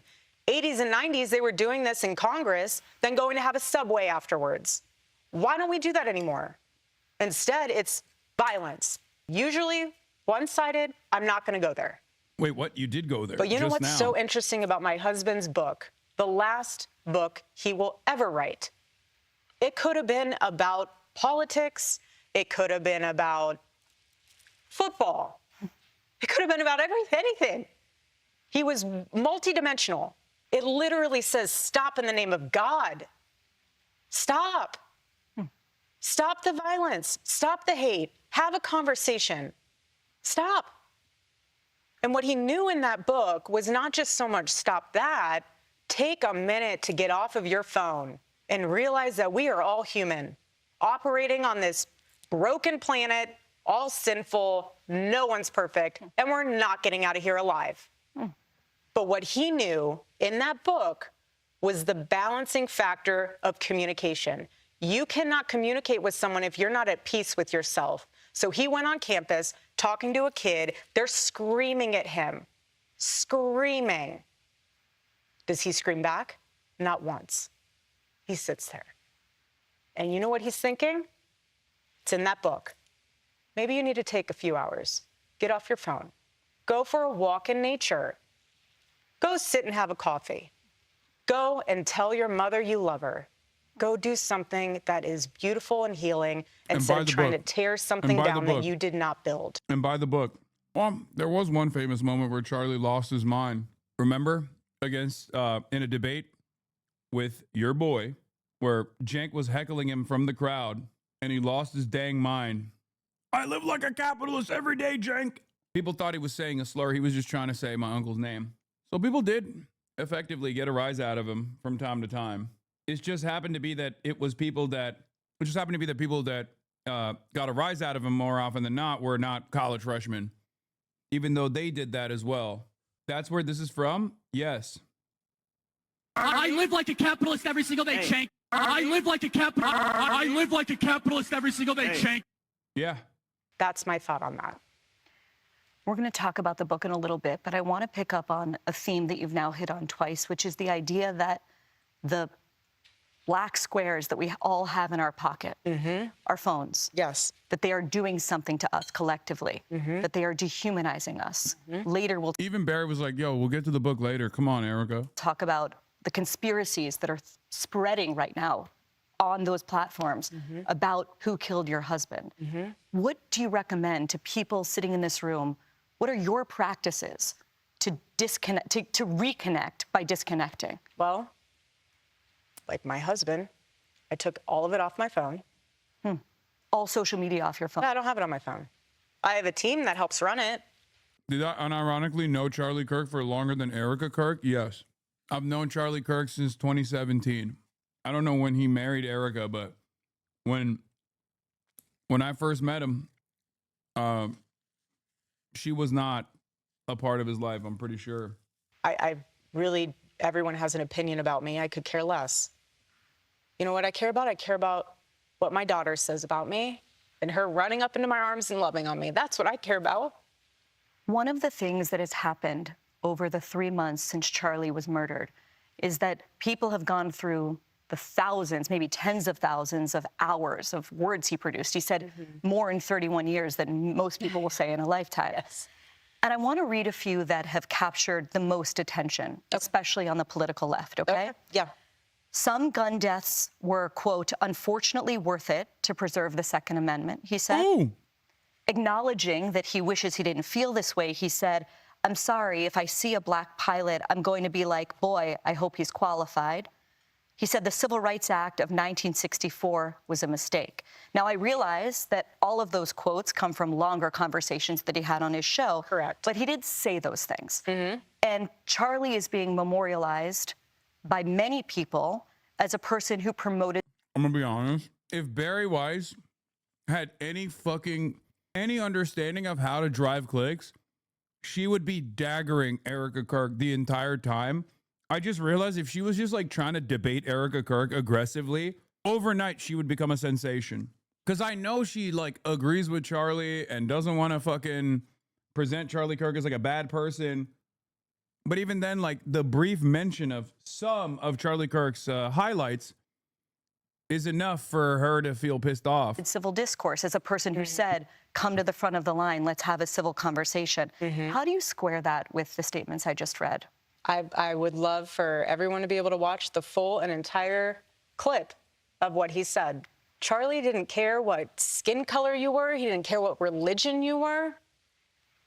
He loved excellence. He loved knowing that people, his favorite word was earn. He loved knowing that people worked hard to earn what they got. He worked so hard to build Turning Point USA. The first statement you meant about guns and shooting, I have no idea the context of that, and I have no idea that whole, there's a lot more there than just that one little sentence.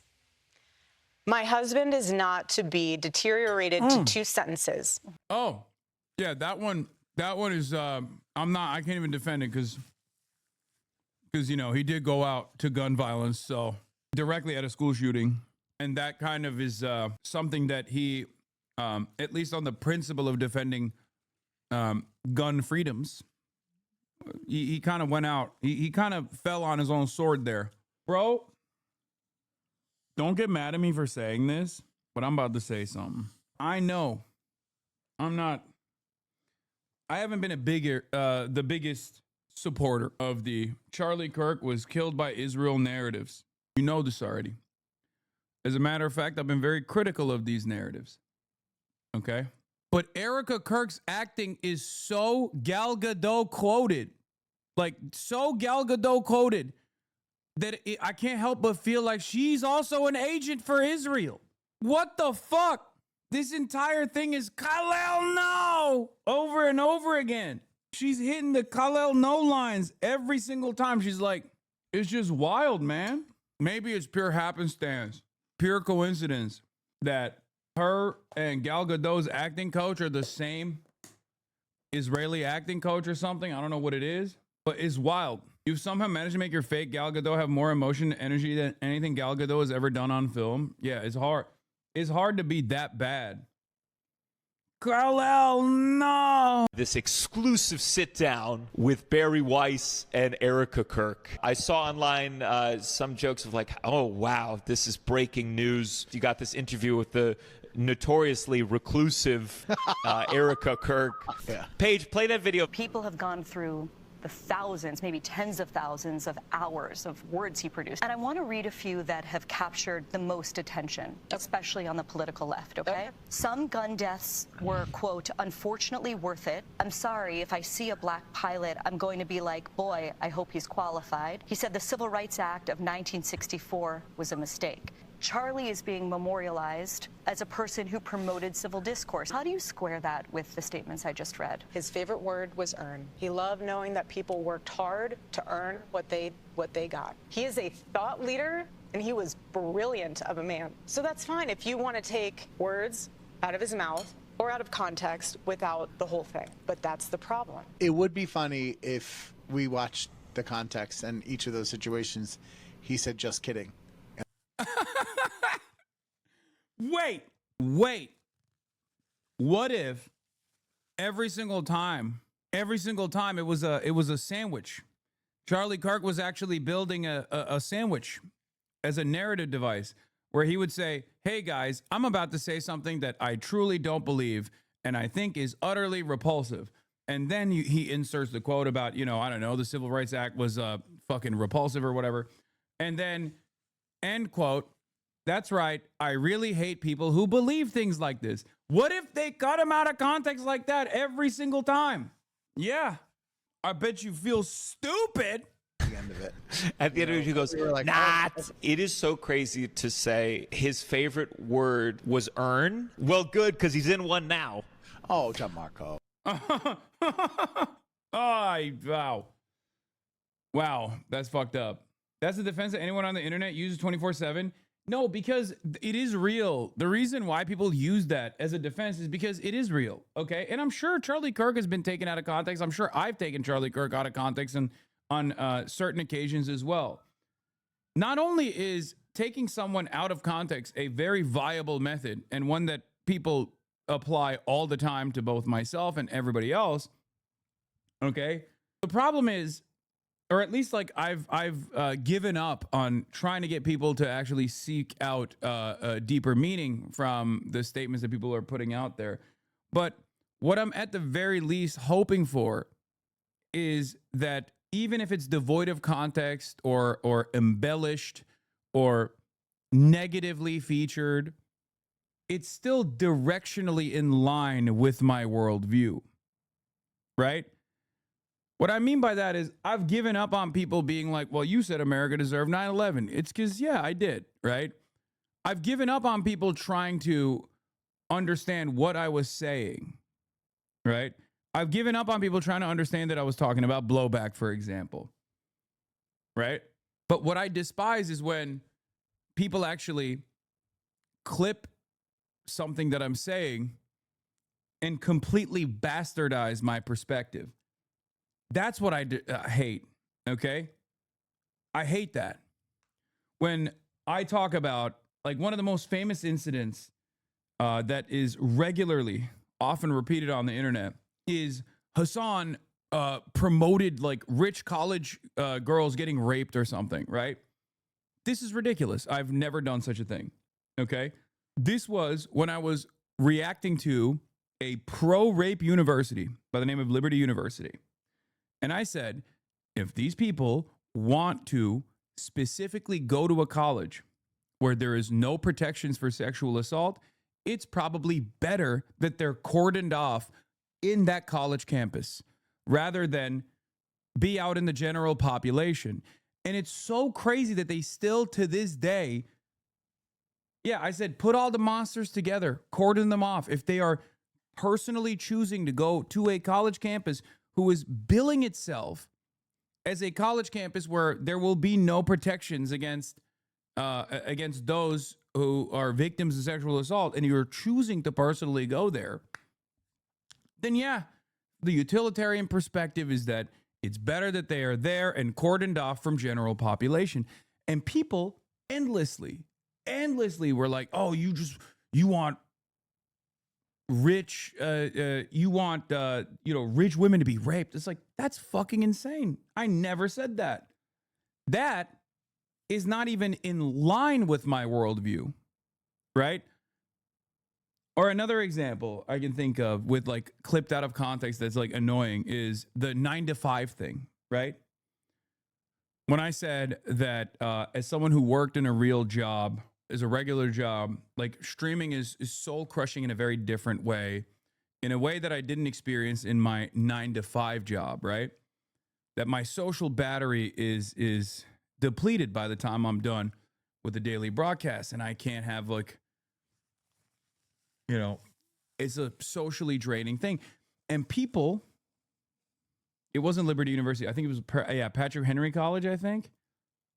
Yeah. Anyway.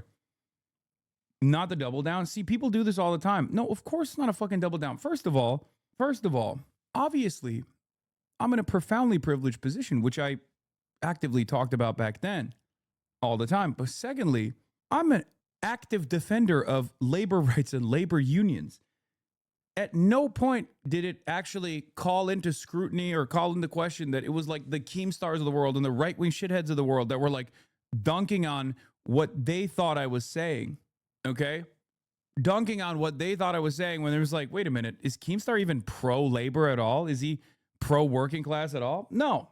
It's that style of pretending to it's that style of like pretending that I believe the exact opposite thing that I am saying that is very frustrating. Okay? That's the kind of thing that's like deliberately chopped out of context when they flip the narrative in the exact opposite position. That's what's fucking annoying. Okay? That's what's fucking annoying.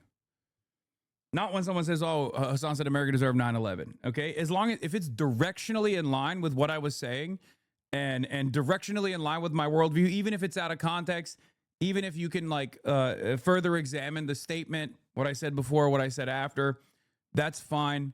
If you don't want to fucking, do that, if you don't want to do your diligence, that's fine. You're busy.